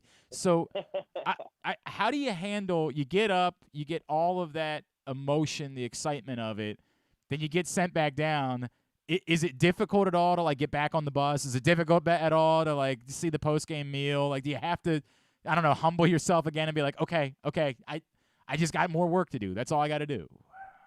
It actually did the opposite for me. It Okay. motivated me way more. It's yeah, I got a taste of it. I got a taste of what the big leagues is like. I got a taste of the big crowds, the big stadiums, and that's what I want. I know that's what I want now. Yeah. And before it was a question of, am I good enough to get there? Can I get there? Get there? Get there? Get there? And now it's slowly shifting to like, I'm gonna try and get there and stay. And so yeah, I'd say getting sent down has motivated me more and given me a new like rejuvenance. We're starting to get into the dog days of end of June, early July, and I feel as fresh as ever. That's awesome. That's awesome. And obviously the numbers back it up, and you've been performing really well this season. It seems like it's just a matter of time before that next opportunity comes. Spencer Horwitz, such a cool story, dude. So happy for you. You're not on Twitter, right? But you are on Instagram? Yeah, I'm on Instagram, not on Twitter. Spencer_Horwitz, right? Is where everybody can follow you on Instagram? Yeah, that's Instagram. Yeah, I try to stay off the socials, but yeah, I'll be on there. I got a few like St. Paul's folks in my life, like my buddy John Colson, and it's a really big deal to them. Like just as Lamont Wade was like making a name for everybody for St. Paul's baseball, right? Like that to see this follow up. I did not know that like there was a time. It's funny you bring up lacrosse being the bigger deal. I didn't realize that like 40 years ago there was no baseball at St. Paul's. Like I had no idea that was the case. And I gotta imagine for you, it's pretty cool the love that you've gotten from the St. Paul's community and how big of a deal it's been. Yeah, St. Paul. I owe St. Paul so much to my life. I went there from 4th grade till graduation, and yeah, I had some great coaches there, and Will DeSantis and Pat Walsh, and they didn't just help me on the field; they helped me become a man. And I love the St. Paul's community so much, and owe them a lot. And yeah, we've had a pretty good baseball success with first with Steve Johnson, now with Lamont having a great year again. And then, yeah, I've broken in there a little bit. That's awesome, man. Spencer, congratulations on the debut. It would be really cool to see you here in Baltimore in August. We'll be rooting for that. Again, if you're here, we won't root for you then. Like, you understand how that works. But we'll be rooting for it to happen, that you're here for that. What a neat story it would be. Yeah. Thanks for taking a couple of minutes, man. We'd love to catch up again soon, all right? All right, good to see you. Spencer Horwitz, just off his Major League debut with the Blue Jays last weekend. Really cool story, and hope to see him back up at the bigs very soon, and it'd be great to have him here in Baltimore. But awesome Baltimore story, and good for him, again, for now, and then when the Orioles play the Blue Jays in a big series later this season, may he go 0 for 14. But, it's just the reality of the circumstances. Still to come this hour, Ryan O'Hearn. Perhaps you've heard of him. He's a baseball player of note who's doing some special things in his first season with the Baltimore Orioles. Speaking of the Orioles, later on today, 4 o'clock, Stan the Fan Charles, Ross Grimsley, Luke Jackson are getting together on Facebook Live, facebook.com/PressBoxSports, talk some birds, talk some baseball. You won't want to miss that. But when we come back in, Ryan O'Hearn right here on GCR. The latest edition of Press Box is available now. On the cover, Dave Ginsburg remembers Goose as he looks back on the impact that late Tony Saragusa had both on and off the field here in Baltimore. Plus, he explains how Goose's kids are working to continue that legacy with the Goose Flights program. Also inside, Todd Karpovich profiles the path Tyler Wells has taken to becoming a star in the Orioles rotation. And you'll find a special summer travel guide with information about events and activities throughout the state. Press Box is available for free at over 500 area locations, including 60 Royal Farm stores. And you can always find the entire edition, as well as the best daily coverage of the O's, Ravens, and Terps at PressBoxOnline.com. The All-America Senior Game powered by New Balance will be back at Johns Hopkins Homewood Field on July 29th. The most decorated girls and boys lacrosse players in the country have been invited to play in what is the premier lacrosse event of the year. Every college coach wants their players in this game, and if you dream of being in this game, you start by trying out for one of your regional underclass teams this summer. The best against the best. Get your tickets now at allamericalacrosse.com.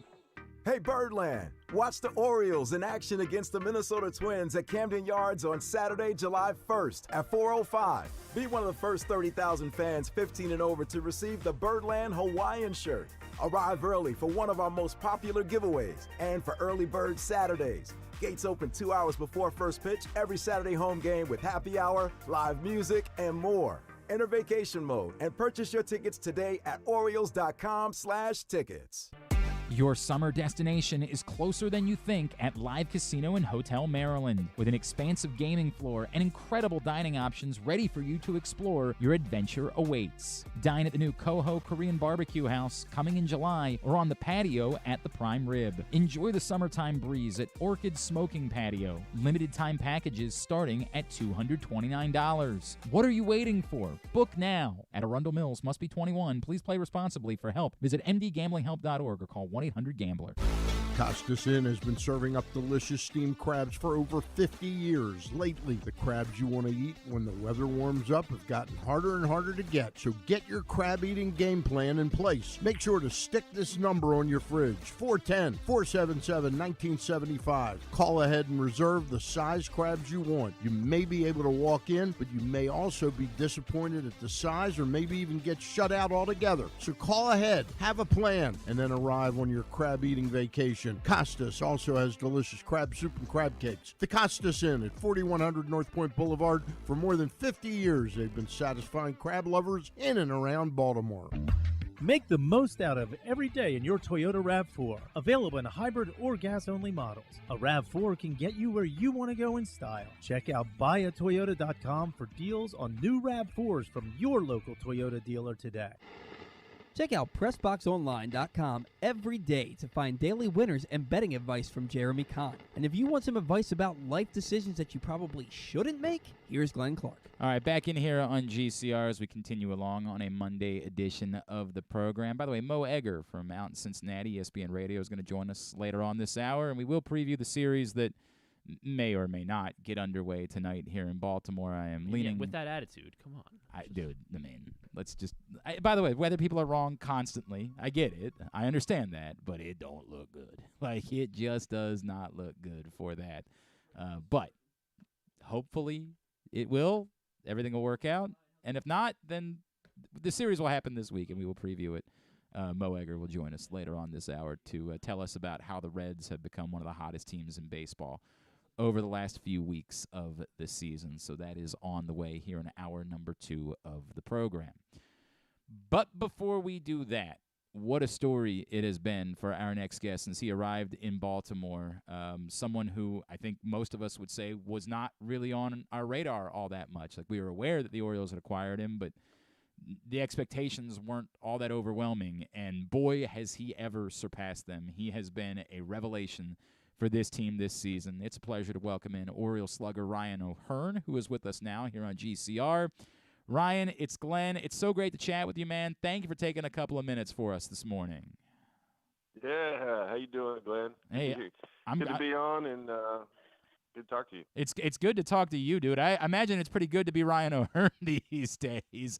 Other than that ball to center field on Saturday, other than when Julio Rodriguez is waiting for you, it's been pretty good to be Ryan O'Hearn. All right, before we get into the whole season, just take me through what is it like? Because we see your face and we see the reaction, but are you able to tip your cap, or does like an inning later, is it still bothering you that you got everything you wanted in that swing and it didn't result in a home run?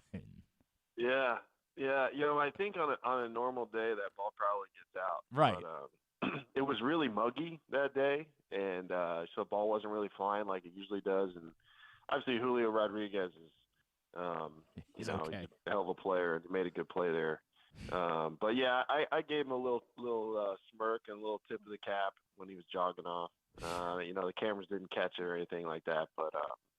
But yeah, the next inning he gets the first and he's kind of like smiling and giggling at me still, and I'm like, hey man, like nice play, but enough. Like we could have used those 2 runs in the 8th there. Right. It was a much less stressful game. No doubt, man. But yeah, you got to tip your cap like that. Guy's a phenomenal athlete, and you're obviously one of the best center fielders in the game. Ryan, if you could take me back to when you got traded in January. Take me back to, I'm sure, the disappointment of how things, had went and what you're trying to accomplish in Kansas City.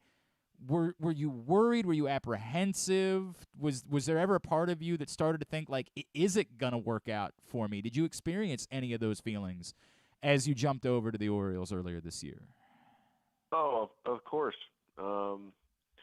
The challenge, I think, in this game is to just focus on the work, focus on showing up every day, putting your best foot forward, working as hard as you can, and then when you get an opportunity to play a game, you got to play with a grateful spirit, and you got to, put it all out there and play as hard as you can, not worry about failure, and go do it. But I've seen so many stories in this game where, it's not a steady path to success, right? It's failure, it's ups and downs, it's, new organization, new team. And sometimes it takes a change of scenery, I think, to kind of, for things to click, maybe for you to reach your full potential. And so when I got DFA'd originally by Kansas City, I was shocked because we had already agreed to a deal for the year.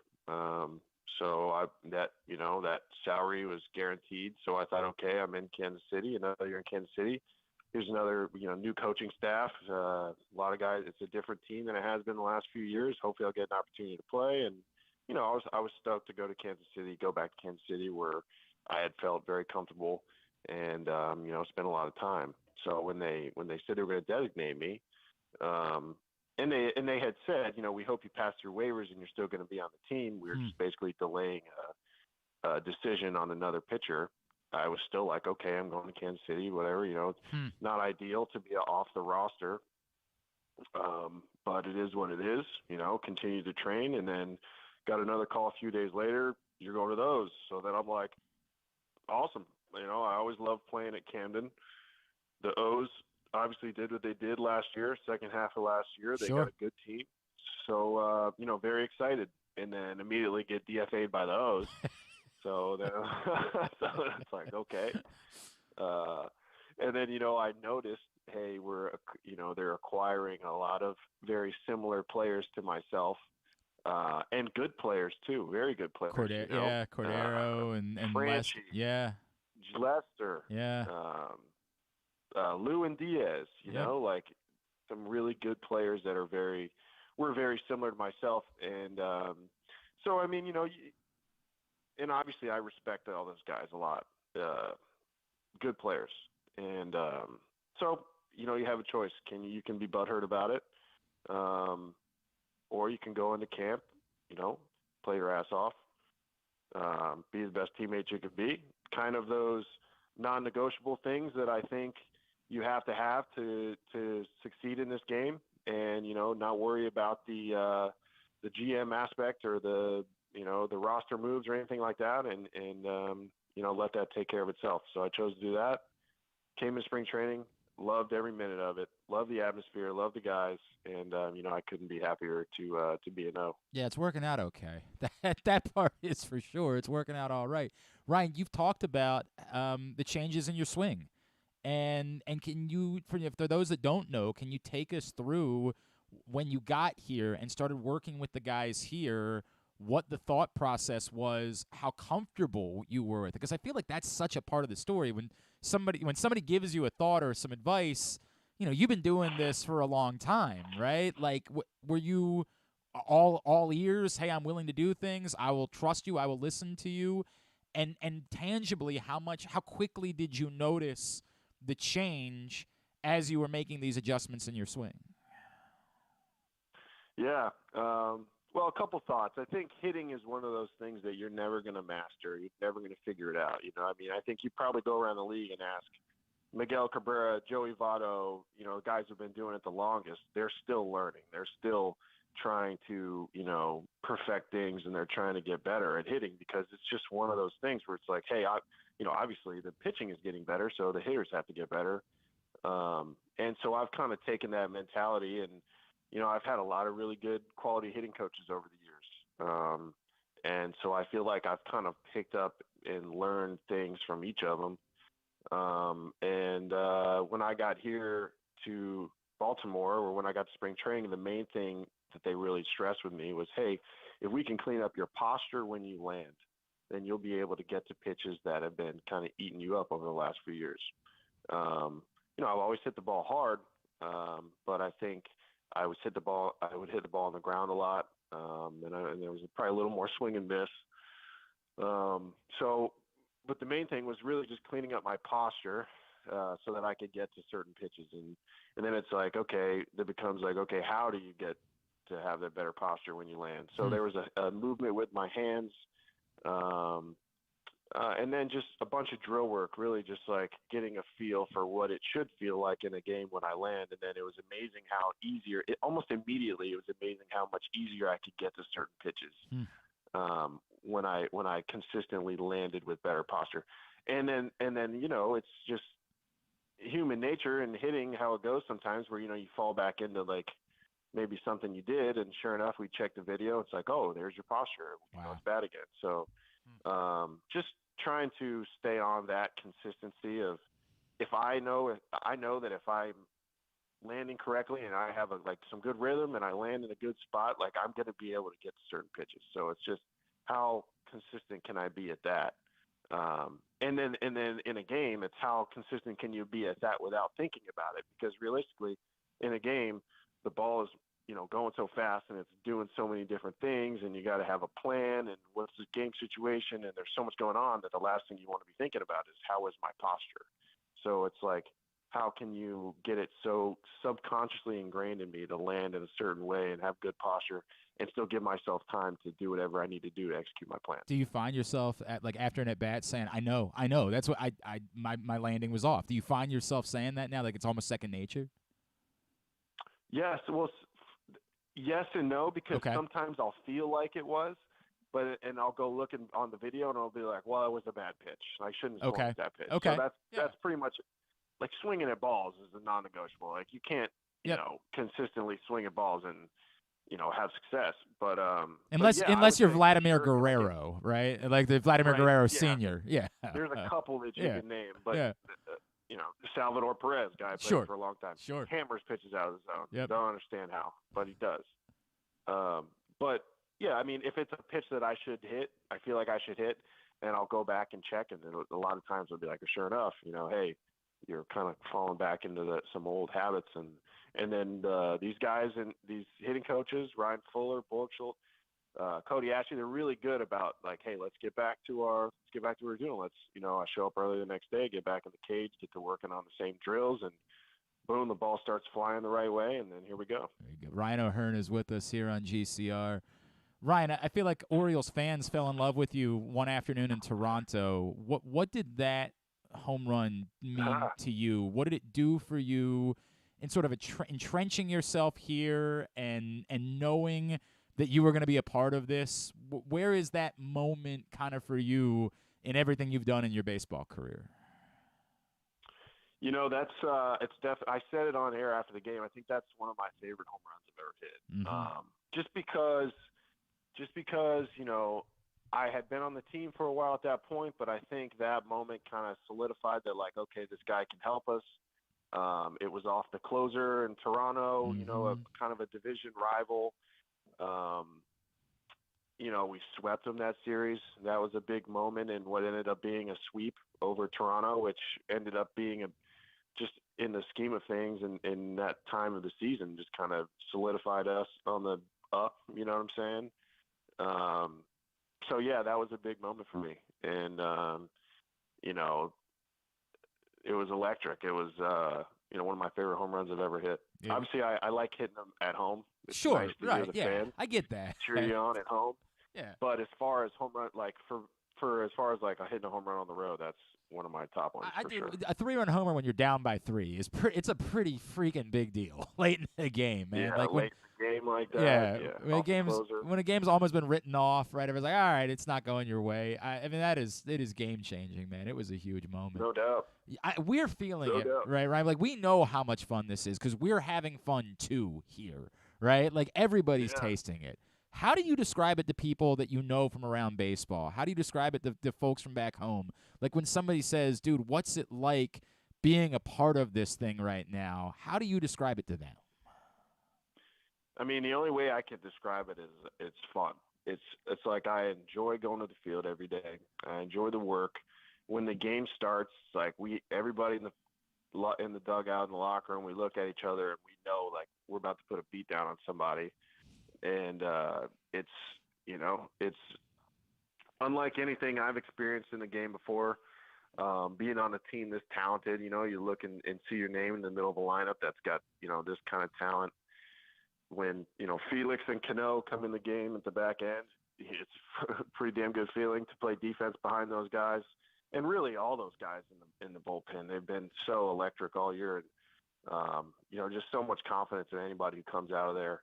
And the starters, it's hard to describe, but it's fun to show up to work every day.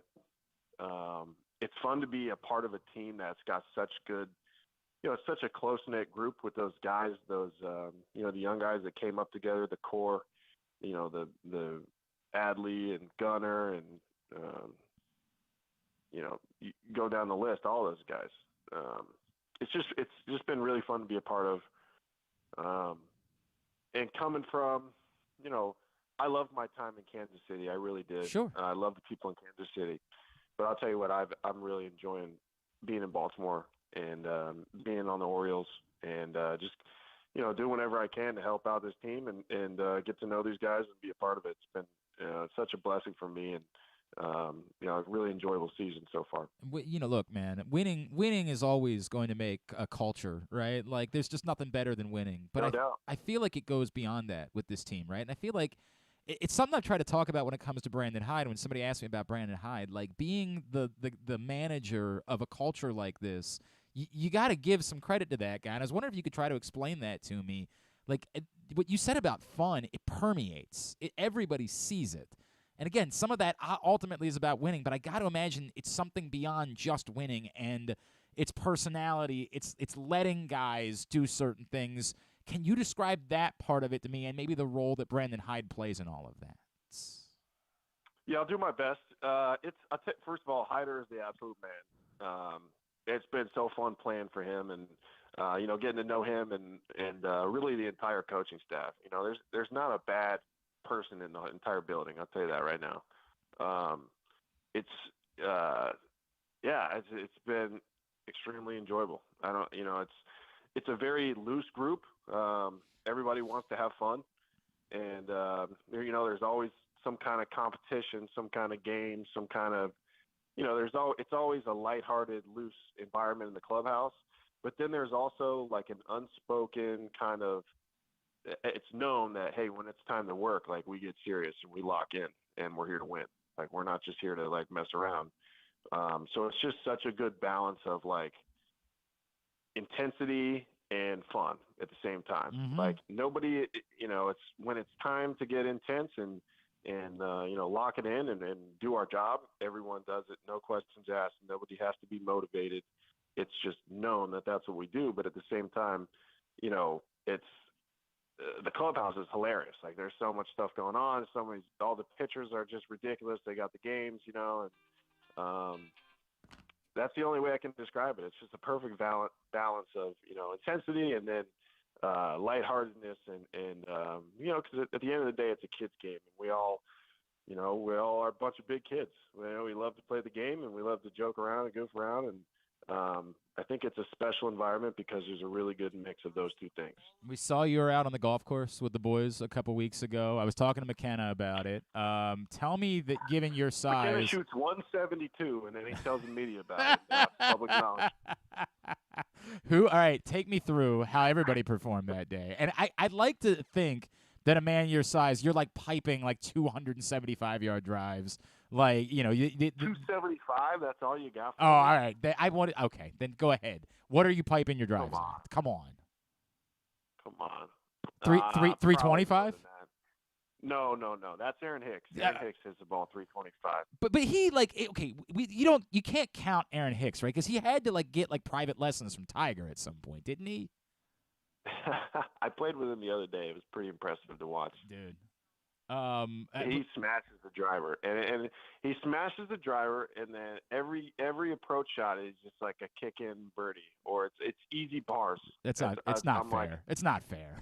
I'm grinding around the green, right. like just trying to survive, and this man's got a kick-in birdie every other hole. I don't understand, So what is the area of the game that needs to improve the most for you? Is just from you pipe a drive out, now you got to land it on the green, and it's an adventure at that point? It's the putter for sure. Okay. When the putter is good, it's just okay. You know what I'm saying? I get when it. When the putter is bad, it's really bad. Yeah. It's like three-putt city. Oof. It's like bogey, bogey, bogey, bogey. Oof. I enjoy it. I enjoy playing golf. I love to hit the ball. I love to. In the off season, I'll get out more, and I'll probably try to lock in that putter. Lately it's been tough. Have you played? I have a new putter too, though. So I've been trying to get used to this new putter. So maybe I'll just blame it on that. Is it a longer putter? You're not trying to do like the Ian Poulter, like the belly putter thing, are you? No.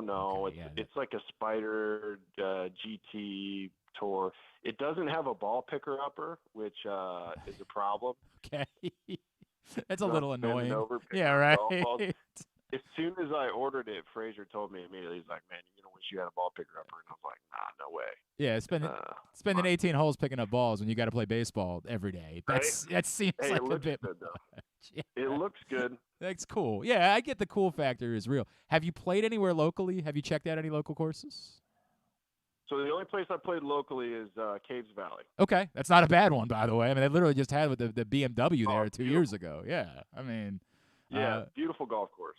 Dude, Cantley and DeChambeau played 4 playoff holes at Caves. It was one of the most compelling things I've ever seen in my life 2 years ago. It was unbelievable competition.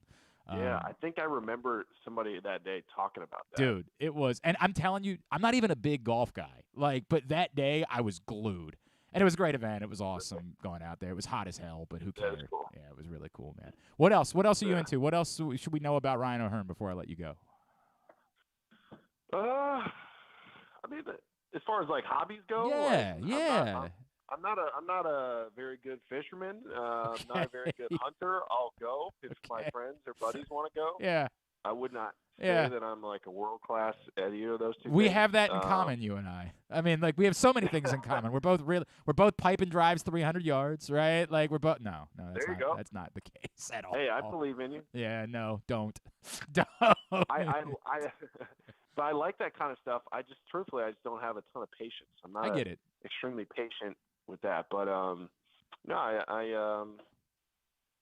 fans should know that I'm gonna. Any day I get a chance to play, I love it. I love to play baseball. I love to compete. Awesome. I'm gonna leave it all out there. I'm not a most flashy player, but I'm definitely, I'm a grinder, and I'm enjoying being a part of the O's. I think it's going to be a great season, continue to be a great season, and you never know where we're going to end up. Boys in the locker room are pretty confident in ourselves, and we're just excited to keep this thing rolling. I'm a very average golfer. Those are the two things you can take away from this interview. Hey, dude, as long as if you keep hitting balls the way you've been hitting them on the baseball field, we won't care at all about the golf thing. Seriously, the team is so much fun, but it's awesome seeing your story and how this has played out for you, man. So happy for you. Really appreciate you taking the time for us, dude. Congratulations so far. Can't wait to see what's next. Yeah, thank you so much. Thanks for having me. Absolutely. It's Ryan O'Hearn, the Baltimore Orioles. Great dude, obviously. Great dude. And it makes a lot of sense when we talk about that culture that exists within the clubhouse. You can see the complete role that he plays within that culture that exists within the Orioles clubhouse. And, yeah, has been truly a revelation this season and has been awesome. So appreciate him taking the time for us here on a Monday edition of the program. If you've not picked up the new print issue of PressBox yet, encourage you to do it right now. It's free at your neighborhood Royal Farms, any of the hundreds of locations around town where you find PressBox. You can read it all at PressBoxOnline.com. Tony Siragusa is on the cover. It is a very special issue, 1 year later, celebrating the life and legacy of Tony Siragusa, and an amazing cover story from Dave Ginsburg about how his family is continuing his awesome legacy with the Goose Flights program. Really special issue, and it has been flying off newsstands, so I would go get yours because Stan Charles told me they've been having to refill already, and it's only been out for a little bit more than a week, so I would go right now and pick up your copy of PressBox with Tony Siragusa on the cover. Really special issue celebrating his legacy a year after we lost Tony Siragusa. All right, tonight we are hoping, again, does not look great, but we're hoping that the Orioles will be able to start a series, and what an exciting series this is. This is for baseball fans this week here in Baltimore. I pray the weather holds up a little bit because, my God, this is everything you can ask for. Orioles, Reds. This is the good stuff. Joining us now to preview the Cincinnati Reds, he is absolutely synonymous with Cincinnati sports. ESPN 1530 out in Cincinnati. He's Mo Egger, and he's with us now here on GCR. Mo, it's Glenn in Baltimore. It's great to chat with you. I can only imagine how exciting things have been in Cincinnati of late. Thank you for taking the time for us. It's been a lot of fun. Should be fun this week. Dude, it should be a lot of fun this week. The dumb question, how did this happen, right? Like, what was it? Obviously, it helps to get Nelly De La Cruz in the mix. But how did things change for the Cincinnati Reds that they have become one of the hottest teams in baseball? I think what they did is, amid all the noise of ownership and, quote, where you're going to go from Phil Castellini and all the disaffection that people have felt about the direction the Reds chose to go in, where they, moved on from so many established players, traded away some guys, basically broke up a team in 2021 that had an 83-win season. And I think maybe with a handful of moves could have been even better last year. Instead, they decided to go all in on youth. They decided to shave a bunch of payroll. And amid all the anger about that, what they did is they built a pretty nice pipeline of really good young players through drafting and also through acquiring some guys from other teams for those established players, and they've all kind of gotten here at basically the exact same time. I mean, Matt McClain, who's been absolutely on fire, wasn't promoted until the middle of May. Obviously, Elly De La Cruz has been a big leaguer for less than 3 weeks. Andrew Abbott has really been a savior for the starting rotation. Didn't give up a run in either of his first 3 starts. He got up here and was called up the day before Elly De La Cruz. They traded for Spencer Steer, who was the Rookie of the Month for the month of May. They have the Rookie of the Year from 2 years ago, Jonathan India, who's I think really sort of become the vocal leader of this team. They just all of a sudden have promoted or acquired and then promoted at pretty much the same time a bunch of really good young players, and they also reside in the National League. So the playoff chances are certainly boosted by the company around them. Yep. But yeah, they've suddenly almost overnight gotten good because they promoted all of their good players at basically the same time. It seems like a story that's not all that dissimilar from what the Orioles did. It took the Orioles a little bit longer, obviously, because they completely emptied the cupboard in order to get there. But I think the other thing that makes this series so intriguing is the style of baseball. And I think it's what has made people in Baltimore fall in love with the Orioles. It's a fun brand of baseball. And that's the thing that I keep as I watch Reds games of late and hear everybody talking about them. It's not just that they're winning, it's that they're playing such a damn exciting brand of the sport, correct? Yeah, they have a athletic, energetic club. So there's the sort of personality of the team, which I think is infectious. These guys, you watch baseball long enough, it's a day in and day out sport. You can tell the teams that really love to play with and for each other. And I think that applies to this team. I think the other thing they've done though offensively is they're sort of a counter to what we've come to expect from modern day baseball teams, in which they certainly have some guys who can hit the long ball. Elly De La Cruz, obviously, his exploits in the minor leagues have been renowned. He's had 3 home runs since he got here about 3 weeks ago. But they're really aggressive running the base paths, sometimes to their detriment, but you're going to have that. They've really continuously put pressure on opposing defenses. They're not a high strikeout team. They're good at putting the ball in play.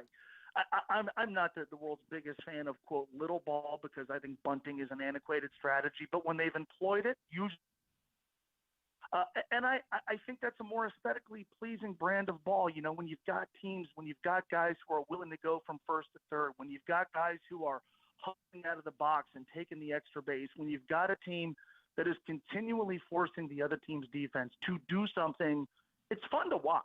And when it works, which it has obviously recently, it's even more fun to watch. We were chatting with Mo Egger from ESPN Radio out in Cincinnati. He's with us on GCR ahead of Orioles Reds this week. Mo, again, as it feels like I'm doing like the Spider-Man theme or the Spider-Man meme with the Orioles and the Reds, the other part of it is like there's more coming, correct? Like this is not the end of the pipeline for the Reds, and I know there might not be another Elly De La Cruz, but it seems like there's reason to think that there could be even more reinforcements on the way, right? I think it was 2 weeks ago, they had the reigning player of the week in their respective leagues in 3 different levels of minor league baseball. Yeah. Starting at AA, working all the way down. They've got a kid in Louisville right now at AAA, Christian Encarnacion Strand, who had better numbers at Louisville than Elly De La Cruz when Elly got called up. The problem is there's really nowhere to put him. And I think he's fascinating because as we talk about, what the Reds might do close to the deadline, is he a piece they're going to be willing to move on from? Is he a guy they're going to hang on to and basically make him the heir apparent to Joey Votto one day? In talking with people who cover farm systems, and this was happening during a period of time in which nobody wanted to hear this because everybody was so mad, and I think to a large degree, understandably so, they were so mad at Reds ownership that when you would get people on to talk about the farm system, they kind of rolled their eyes or they didn't want to hear it. They didn't want to hear that, the baseball ops people under this mandate of go young, go cheap, they're doing a pretty good job of talent accumulation. Now you're starting to see the result of that at the big league level. And you're right. If you listen to those same folks, they will tell you there's more to come. And part of that is a byproduct of being bad for so many years. So you're drafting early.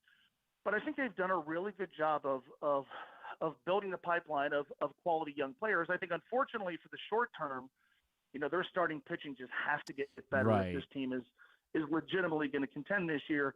It doesn't feel like there's a solution in the offing at the minor leagues for them for the rest of this season.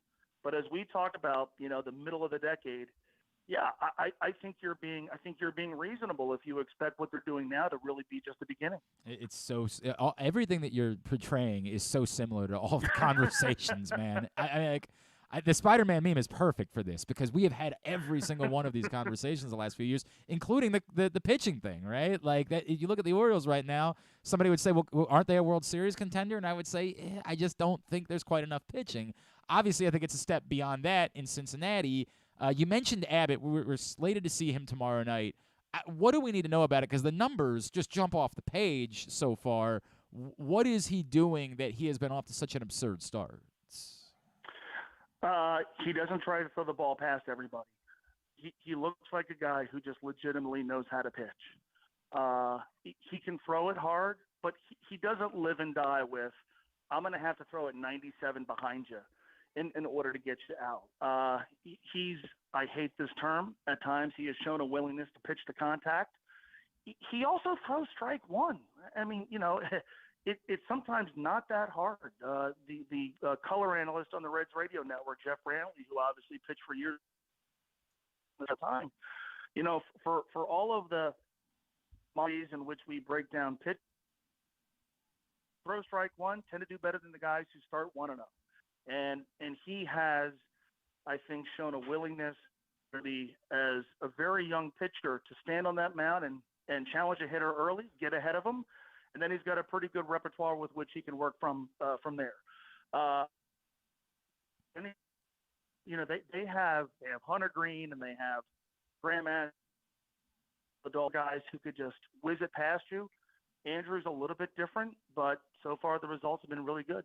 And then the other guy I feel like we have to talk about is Diaz, right? Like what tell me about him. And it feels like this is, again, very similar to what the Orioles have figured out. When you can be very confident in the back end of your bullpen, it goes a long way in making a team believe that you can win games.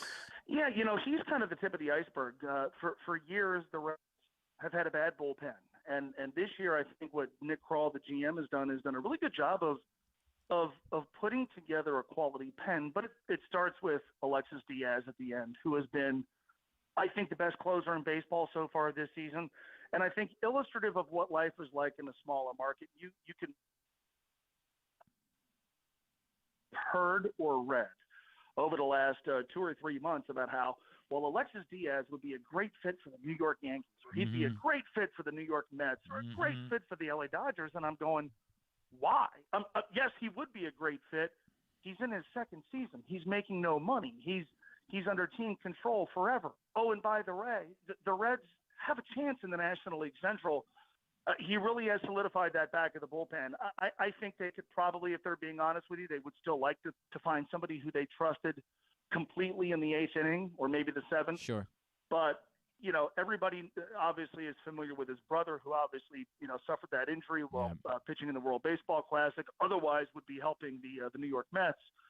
Alexis Diaz was terrific last year. When you lose 100 games, you obviously don't get a chance to close out that many. Yep. But he was terrific last season and even better this year. At Mo Egger on Twitter, that's how you follow him. Mo, we're praying because the forecast just looks awful for tonight. So we're praying for this to work out, for there to be a 3-game series and an exciting. This is for baseball fans this week. This is the one, man. Like, this is everything you could ask for. I know how much fun it is and how much more fun it is when a baseball team is performing well within a city. Everybody always thinks that what we do for a living, it's good when the team loses. We know that's not true. My God, the excitement that it brings. Seeing those crowds in Cincinnati this weekend, that's awesome. It's just an awesome, awesome thing. So I hope you're enjoying it as well. I hope it's great for business out there. Really appreciate you taking the time to tell us more about it this morning. I said on my show last week, it's fun to actually, when we talk baseball. Right. And I'm sure that's the same for you. It's a lot of fun. Yep, no doubt, man. Mo, appreciate you, dude. Thanks for doing this morning. Anytime. You got it. Mo Egger from out in Cincinnati with us here on GCR. It really is very, there's so much similarity there. like I would compare Joey Votto to Trey Mancini at the beginning of the turnaround. Joey Votto's a far better player. No offense to Trey, who we love. But, Votto is a Hall of Fame caliber player, whereas Trey was a good player. But there are parallels between what the Reds are doing and what the Orioles were trying to do. The Reds maybe didn't rip it down quite as much as the Orioles did, but there's a lot of parallels there, man. And the excitement and the life that it breathes into a city. Cincinnati's a great baseball city, too. Like, they love baseball in Cincinnati. I was just out there for a game a couple years ago with Patrick Stevens, and they weren't even all that good. And it was a Saturday night, and the place was packed and jumping. And there's just something about baseball in Cincinnati that's hard to describe. And part of that is probably the Bengals were so bad for so long that, like, that was the Reds were what that city had. And then when the Reds have had this little dip recently where the Bengals have gotten good, there's a parallel, right? Like, we didn't have football in Baltimore for a little while, and baseball was everything. And so you're reminded every time the Orioles get good again of what a great baseball city Baltimore is, whereas people try to say, like, oh, you don't have that many people with it. Like, no. When the team's good, right, there is life here. Whenever those highlights, from the 2014 season come around, the stadium's packed. So, very cool. Very cool, and we will look forward to that whenever that series starts. God, I just wish there wasn't. It would be so much nicer if we didn't have to put in that caveat every time. Like, if the forecast looked great, we could stop. No, we have to because it just does not look great. But it's what it is. The Orioles did make the roster move, kind of as expected. Joey Ortiz is the guy to go in favor of Jordan Westburg, and that's not surprising, as we mentioned. There's just now with one more infielder on the team, fewer opportunities. Again, that was the formality. That doesn't address the real question. The real question is, now what? What does this look like? Should we make our predictions? Should we predict the lineup tonight? No, we're not going to do that. We don't even think they're going to play a game tonight. You don't think they're going to play? They're not, Griffin. Again, they got through that part of the process. They have announced a roster move. Now we learn what the role will be for Jordan Westburg moving forward and what it means, more importantly, for someone who has been getting regular playing time that now likely won't get regular playing time unless the Orioles try to force the issue that we talked about earlier of Jordan Westburg playing at different spots every day, and I am just not in favor of that. So that's the part that they won't even announce that. We're going to have to infer that. And the first lineup might not even, we'll see the first lineup if Westburg's at batting ninth. Well, I'm saying if he's at third and Henderson's at short, then we'll all say, well, that means Mateo's done. Well, we'd still need to see that for 2 more days. They are throwing a lefty tonight, too, so that might so that does absolutely mix things up a little bit. There's no doubt about it. Again, tonight. Tonight. But it is an answer that we'll get as the week goes on, is what it means for everyone else, which is, again, the far more compelling part of this conversation. I mean, I guess the most compelling part is Jordan Westburg. Like, what's he going to do as a Major League Baseball player? And then the next compelling part is, what does it mean for someone else? And then what do you do about that? That's what we'll see moving forward. All right, when we come back in, we are going to find out what else has been going on in the world of baseball. We're going to give Grant his opportunity, his first shot at this week in the rest of baseball, which means something to people that are a certain age, and the rest of you have no idea what This Week in Baseball meant to culture. It was a very, very important television show. Read a book. So we'll come back in. We'll do that. We'll get a tidbit and two-bit to wrap up. It's Glenn Clark Radio. It's another exciting weekend of affordable family fun at Prince George's Stadium with the Bowie Bay Sox. It's our Independence Weekend celebration starting on Friday the 30th with our Pride Night. A special ticket package gets you a Bay Sox rainbow hat, and then July 1st through 3rd, major fireworks shows each and every night with a special jersey auction on sale. Get your tickets now by calling 301-805-6000 or anytime online at baysox.com. The Bowie Bay Sox. Let us be your 9-inning vacation. The All-America Senior Game powered by New Balance will be back at Johns Hopkins Homewood Field on July 29th. The most decorated girls and boys lacrosse players in the country have been invited to play in what is the premier lacrosse event of the year. Every college coach wants their players in this game, and if you dream of being in this game, you start by trying out for one of your regional underclass teams this summer. The best against the best. Get your tickets now at allamericalacrosse.com.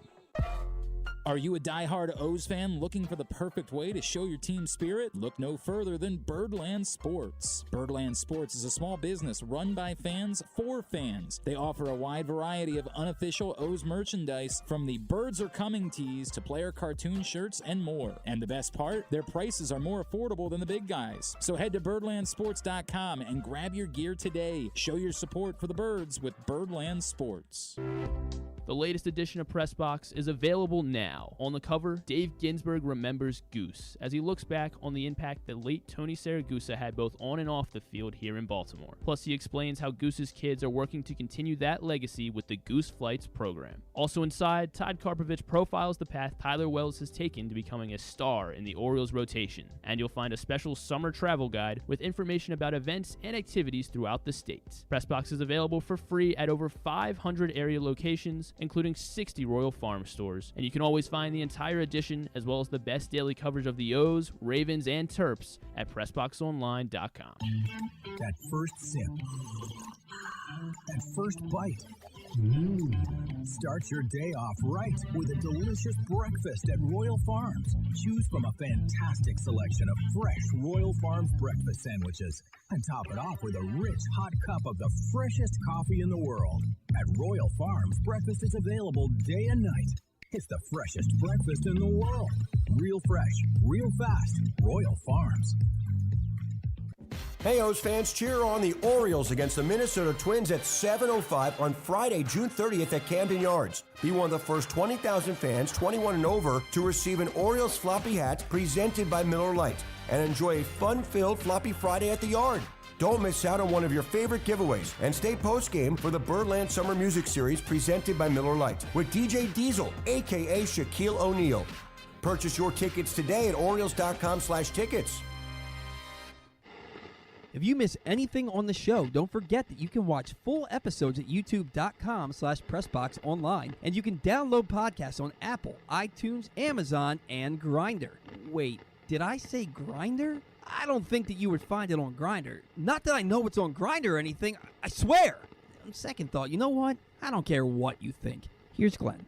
The other part of the roster move, Jose Godoy is designated for assignment, accepts the assignment to Norfolk, so he'll stick around in the Orioles system, but they needed a spot on the 40-man roster for Jordan Westburg, and now they've got it that way. So, yes, Jordan Westburg with the Birds, Joey Ortiz no longer at the major leagues, and Jose Godoy off the 40-man roster. Those are the relevant parts of what the Orioles did so far. We will see about the rest of it. All right, thanks again to Ryan O'Hearn. He was awesome. He was so cool. Appreciate that conversation. Now, we talk a lot of Orioles on this show. What we don't do as much is cover the rest of baseball. So Grant DeVivo, who we introduced you to last week, he's going to be hanging out with us sporadically this summer. And as you know, every time we have an intern here, they are responsible for a segment. Grant's a baseball guy. So we introduced to you, and we'll work on some imaging for it this week in the rest of baseball. So we, of course, cover all the Orioles stuff, but there are other things that happen that because we're talking Orioles so freaking Orioles. Did I say Oreos? We do talk a lot of Oreos, though, Orioles. For what it's worth. Yeah, we talk a lot of Oreos. We do a lot of Oreo content. There is a lot of ironically. that. Because we're talking so much about that and other relevant local sports, we don't always get to cover everything else that's happening. So Grant, when he's here, is going to highlight a few other things happening in the world of baseball that are worthy of conversation. What do you have for us first this week, Grant? Well, to start off, that Dodgers-Astros series, a lot of drama going on there. It's never a good day to be a Houston Astro when you're playing in Dodger Stadium. Bring his level up, please. There's gain something. Whatever you got to do. Yes, go ahead. Keep going, Grant. So, never really a good day to be an Astro when you're at Dodger Stadium. Of course, the fans there have not let up the cheating scandal from 2017. But yesterday, it was a good day to be Freddie Freeman on the Dodgers side. Longtime Atlanta Brave and now current Los Angeles Dodger got his 2,000th career hit yesterday. And in their match against the Houston Astros, he now sits 290th. You call it a match, Grant? Are you nervous? Is that what's going on here? Probably a little bit. All right. Yeah. We got to ease up. We got to shake all that out. Because I still make plenty of mistakes, but they're not about nerves. They're just about my brain moving faster than my mouth does. Right.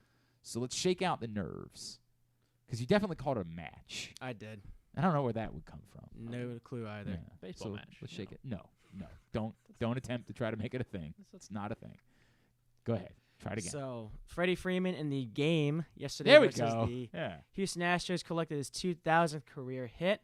He was 2 for 5 overall on the day yesterday with a RBI double. That was in the 8th inning off of Astros pitcher Rafael Montero. It was a 92-mile-per-hour changeup he pulled. I got a big standing ovation yesterday, of course, as a fan favorite all around the game. Was a fan favorite for the longest time in Atlanta and still is with the Dodgers, and a huge milestone.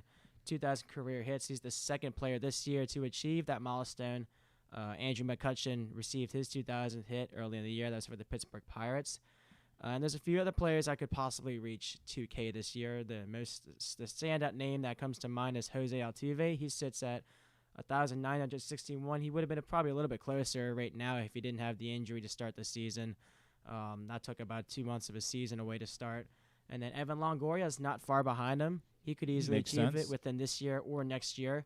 So this is the difficult part. Like 2,000 hits is a milestone. It's notable, but it's not really alone. Like nobody gets in the Hall of Fame because they had 2,000 hits. You got to get to 3,000 for that regard. And Freddie Freeman, at this point in his career, probably not going to get there. Although I remember when Nick Markakis got to 2,000. We were all talking about that. Well, no, we thought that was going to be his accomplishment. And then we kept kind of looking at the math, and he was having some productive seasons, and we were like, dude, is there a chance? Like, is there some possibility that he could grind this thing out long enough in order to get there? And a guy that no one ever talked about as being a Hall of Fame caliber player could end up getting there. The pandemic was sort of the last straw with Nick Markakis, right? Like he, at that point, was 36 years old. Yeah.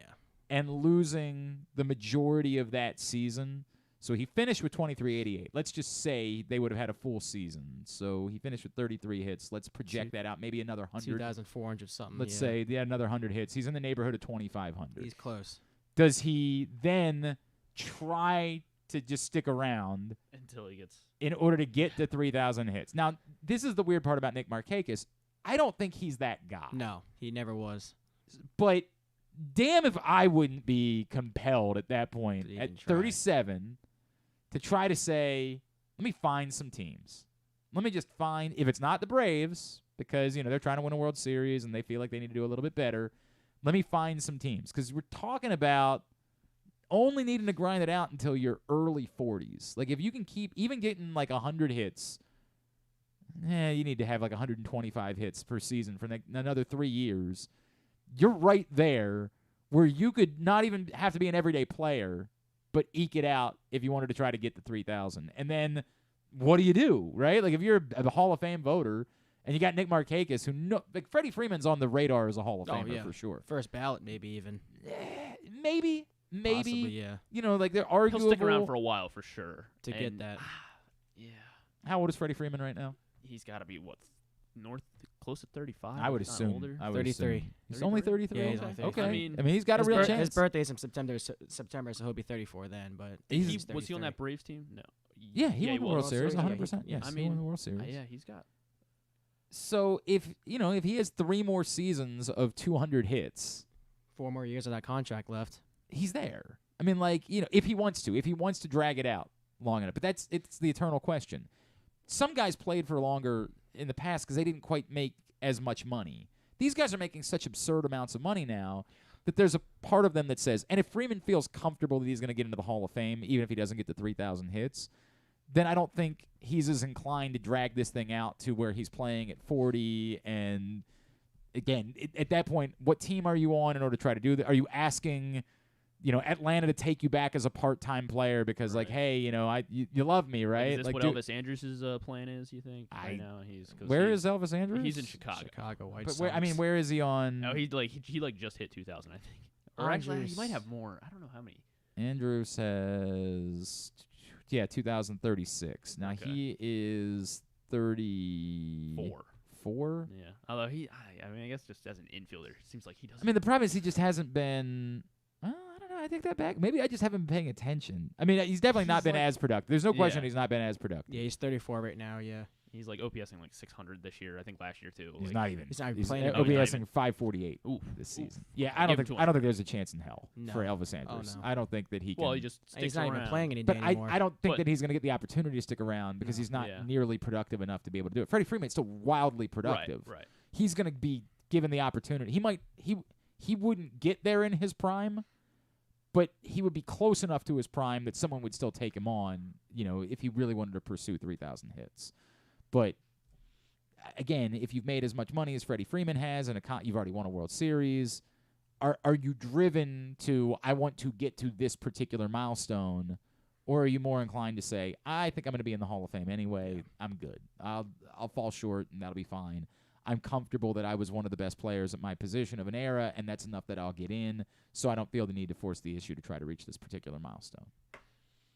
I think fewer players are going to drag it out the way that players did in the past, because part of the past was if I can still make money playing baseball, I'm going to make money playing baseball because they weren't the gazillionaires that baseball players are today. Do you think we see like a shift then in the margin for Hall of Fame status? Like, do we see if Freddie Freeman's not like the guys that we saw from the '90s and in the early 2000s? If you're saying he doesn't, if he doesn't, stats, it doesn't have the same Right, stats. so how does that impact the voting then? Right, and then we might see a shift in them. Like, well, yeah, Freddie Freeman is still a Hall of Famer. He just maybe he didn't have the longevity that some of these guys had. The stat line longevity. Well, okay. If what you're asking is the Hall of Fame going to be as strident about these certain numbers? No, because these numbers are largely going to go away. Now, again, the flip side argument would have been, what would the Hall of Fame have done had Nick Markakis gotten to 3,000 hits? Like, he's in no way was considered a Hall of Fame caliber baseball player. But if there had been no pandemic, and if he had forced the issue out and played until he was 43 and stuck around to get to 3,000 hits, then what do you do if you're the Hall of Fame? Because it's not every player that has 3,000 hits that's in the Hall of Fame. It's every player that's not a steroid user that has had 3,000 hits, or not a thought of steroid user is in the Hall of Fame. So how would you have handled that? They have very clearly, there is no rule that you got to get 3,000 hits or you got to get to 500 home runs in order to get into the Hall of Fame. That's not the case. Right. It's more the certainty that if you do, you will get in. That's been the flip side. Because it's so hard to do. If a guy was with certainty the best player of his era at his position, he's going to be in the Hall of Fame no matter what his statistics end up getting to. But yeah, I do think that given everything about Fred, there are guys, I was trying to see if there was a predictor the way that the Basketball Reference does it. That Baseball Reference doesn't really do a predictor as much as they kind of have a quantitative score. I guess the best we can do it is, hang on a second, I'll pull up. What do you think? What is Freddie Freeman's career WAR? His career WAR is 52.4. Okay, so that alone is not necessarily Hall of Fame. Closer to 70. Now, for what it's worth, Fred McGriff, who had to wait a long time but is going to get in, 52.6. So it's not like that's – and again, we expect that number to go up still. We don't think Freddie Freeman's career is over, but will it go up exponentially? What's his WAR this season? Do you have that? Yeah.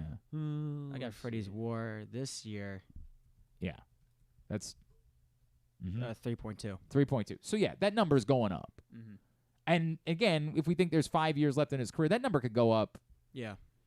Notably, it could go up, into the 65, 70 range. And at that point, you'd be much more comfortable with, let's just say 68 for the sake of it. Pudge Rodriguez was 68.7. Tony Gwynn, as I laughed about all the time, was only 69.2, and we think of him as one of the greatest players in baseball history. And he was a part of it, he was not a defensive player. They had to put him in the outfield because you didn't. Well, in the time, the National League didn't have a DH, right, yeah. so they had to put him in the outfield. But he made it for the bat. Yes, he was not a defensive player. He was a hitter. That's all he was. Career WAR 69.2. So if Freddie Freeman can do this, be a 4-5 WAR player for another 3 seasons, he's good. Shot, yeah. He's good. He's not slam dunk first ballot, but he's good. He's in the Hall of Fame and could still play his way into being a first ballot consideration. Mm-hmm. So that would be the more, I think, relevant part. And if that's the case, that I just don't think he'll feel the need to say, I got to get the 3,000 hits and stick around to try to force the issue. I mean, he's already accomplished a heck of a lot coming into Yep, that. no doubt. Yeah. Altuve, I think, is a Hall of Famer.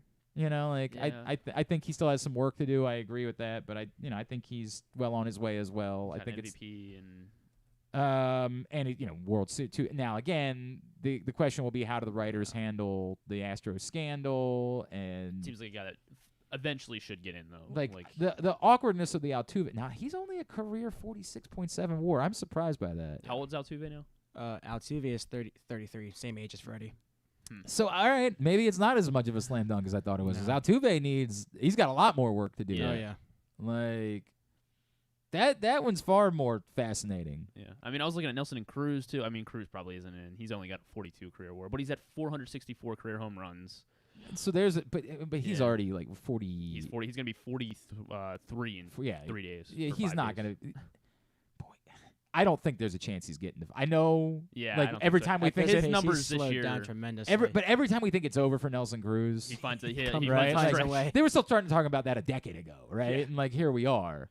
Like he signed with the Orioles, we didn't think he would ever. The Orioles go didn't back want to spend that. money yeah, on right. him. They were like, look at what he did, come on, 40 home runs. it's over, and here we are. Let MLB. I don't think you get, but that would be another compelling argument. Like Nelson Cruz is on the fringe. Steroids would also be the difficult part for him. Got that 50 Like, game suspension. That the that one would be year. the type of thing that if the voters didn't in their heart of hearts think that he deserved to be in the Hall of Fame, and he got the 500, they could use that as their justification to keep him out of the Hall of Fame and to say, yeah, we're not going to vote for Nelson Cruz. He's a known steroid user. I completely forgot about that. Till you wouldn't. That's the last person. You Well, would I mean, think of when he was. Yeah, it was a big deal when the Orioles Oh, yeah. signed him. There was That was part of it. There was a huge like, hey, how will the Nick Markakises of the world treat Nelson Cruz as a Yeah. steroid user? I was worried about it too when they signed him. Well, and then, he's yeah. also maybe one of the nicest guys in the history Oh, of yeah. baseball. I mean, he's an incredible human being. God, I always loved talking to Nelson Cruz. He was always like so happy we would call him. Like, oh, you're thinking of me. I'm like, Aw. yeah, we do that a lot. Yeah. But I get it. He only played here for 1 year, you know. But he the whole left thing. his mark. Yeah, he sure did. All right, what else?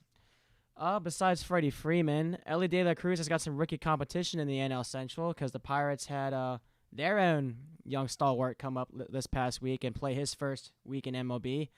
A guy that I watched personally in AA Altoona a couple times, Mr. Henry Davis, number 1 overall pick from Louisville in 2021. Went 1 for 3 in his major league debut on June 19th, and he's batting .250 to start. He's 6 for 24. His lone home run and RBI came on June 22nd at Miami. The interesting thing that I see with this is he was drafted and developed as a catcher. And to start his major league career, he is playing in right field. Right field, yeah, I saw that. Who is the Pirates catcher? They got 2. They got Austin Hedges and Jason Delay, but I'm looking here. They're looking at the defense. And Austin Hedges is the best framing catcher in Major League Baseball right now. Okay. Strike rate is 52.5%. Delay is number 9. Well, I hate that. I hate, and I know it's a thing for Adley Rutschman too. I just hate that framing is even a concept that exists in baseball, Right. and hopefully we'll have robot umpires and we'll no longer ever have to discuss the term framing ever again because we are rewarding cheating. Like it's not actually, but the concept is you're trying to steal a result that actually didn't occur, and I just hate the fact that we have to talk about framing. But I get it, we do because it has been something that has mattered. As an offensive player, I guess that's the real question is what kind of impact, because it's much like the Adley Rutschman conversation when they selected Henry Davis so early. The question was he going to be good enough? And wasn't it the year after Adley Rutschman? A couple years. It was 2 years afterwards? Yeah. Henry Rutschman Davis was 2021. He was yeah. 2021? was Wow. 2019. Wow. I thought he was 2020. Kowser, for he some was, reason. yeah, that was senior Kowser was. Right. Yeah, he was a few picks ahead of Kowser. But offensively, he's a good player. Is he a game changer? And if he's not a game changer, then is the hype warranted for Henry Right. Davis? I'm not so sure about that. I mean, it's a tough call. I mean, it's a difference. You know, one thing I've begun to realize lately is you're called prospects for a reason. Does what you've done in the minors translate? I mean, Hard hitting analysis. It is. I mean, Adley's his success translated. I mean, you got Davis here. He's in Altoona. All right, for the record, Davis, yes, did hit 10 home runs this season at the AA level. OBP's 433. And that that matters. There's no doubt about it. And that's high level if that can continue to progress. That's going to be the question for Henry Davis, because if he's not going to be a catcher, then he has to be an outstanding offensive player in order for the hype to have been warranted. Yeah. The question is it a short-term thing, and that they ultimately still see Davis as a catcher? But I do remember there being questions about that. I feel like there's questions about that with every catcher, though. Like, every time a catcher is a top prospect, they're like, there's a conversation about whether or not that's right. Right. It's sort of like every time there's a shortstop that's this type of. It's the same, like it's obvious that Joey Ortiz was a shortstop because he was only thought of for his defense. He's actually, through the system, proven to be more of an offensive player than I think people gave him credit for. Whereas the flip side, when you have a highly skilled offensive shortstop, it almost always comes along with the conversation of, but are they really a shortstop at the major league level? With Henry Davis, look, it's fascinating that the Pirates chose to do it so soon. Right. Like, that part is fascinating. That felt early. Yeah. And they're not good. Right. Right? Like weird, like O'Neal Cruz is obviously still hurt, and like he probably won't be back until August. Yeah. And it's kind of it does seem like what's you could just have anybody play because it's not going to make you're not winning. Right. Like, there's no reason to do this. Now is what the Orioles were a couple years ago. We got to figure this out now. We're putting it together. But it doesn't make sense. It doesn't. When the Orioles caught up Adley Rutschman, our point was, well, you could have down there for correct. You've been down there for forever. 3 years. It's overdue. Davis was less than 2 years into his career. This is not at all overdue. He played 10 games at AAA. Right, and then they called him up, and he hit and 286. And if the Pirates were really tearing it good, and maybe part of the problem is it's complicated. The division is so bad that They no do one have a chance, maybe? No one believes maybe. they're out of it, right? Like, no one believes they couldn't win. And the Pirates seem to be early in the season on a trajectory of relevance, right? Like, we were talking about that when the Orioles played the Pirates, that it was kind of an exciting series of a team that was young. We were trying to what the Reds are right now is what we were kind of trying to portray the Pirates as. But even I thought bringing Davis up after 7-10 games was quick. It's nuts. And especially It's after nuts. his injury history. He And hasn't it- had and a lot of minor league time either. And it's not now you got to start his clock earlier. And again, I get the argument about, hey, you're trying to line it up with the talent that you already have, but it was wild. It was a wild decision for them to make. That after 118 minor league games, that's really quick. Yeah, it seems to be. I don't know about that. I mean, look, we'll see how it plays out. If he helps them, and by next year they're right back into the mix, then they'll probably be thinking it was a great idea. Yeah. All right, and then anything else? Well, the Giants had a key game yesterday. Giants are trying to claw their way back into the wild card race in the National League West and trying to catch up to the really surprising Arizona Diamondbacks this season, who've really put together a tremendous season. Costly base running mistake in the bottom of the 8th inning by Rule 5 pick Blake Sable really hurt their chances at making that comeback. It was I was watching yesterday. I don't really know which way to go. I can see how it's a tough read for Sable, but bottom 8, you have the tying run at first to second. It's a weird dribbling ground ball down the third base line that Longoria took a back. Evan Longoria's third base for the Diamondbacks. Now he took a weird angle to it. Kind of looked like he was running down the left field line to go get it because that's how soft of a dribbler it was, or how weird of a bounce it took. Hitter gets an infield hit. Runner stops at third. Sable's blasting for third. And now you look up, you got 2 guys standing on third. Sable, again, is the tying run, 4-2 bottom of the 8th inning. And now you got Sable picked off. He gets picked off. Diamondbacks add another run in the top of the 9th, and they come away with a 5-2 win. And that's a tough blow if you're Blake Sable. Rookie, Rule 5 pick. Okay. But and that's certainly not helping the Giants' case. I know they've been getting hot lately, but it's certainly not helping their case. That one when we do this week in the rest of baseball next. That one wasn't worth it, but that's okay. That's okay. We learn, we improve, we get better. Just recapping it was a a game. boneheaded play there from Blake Sable. It's So not really worthy of the discussion. That's okay. It's okay. Started strong. We'll improve moving forward. All right. Good effort, Grant. Appreciate it. That's this week in the rest of baseball with our guy Grant DeVivo.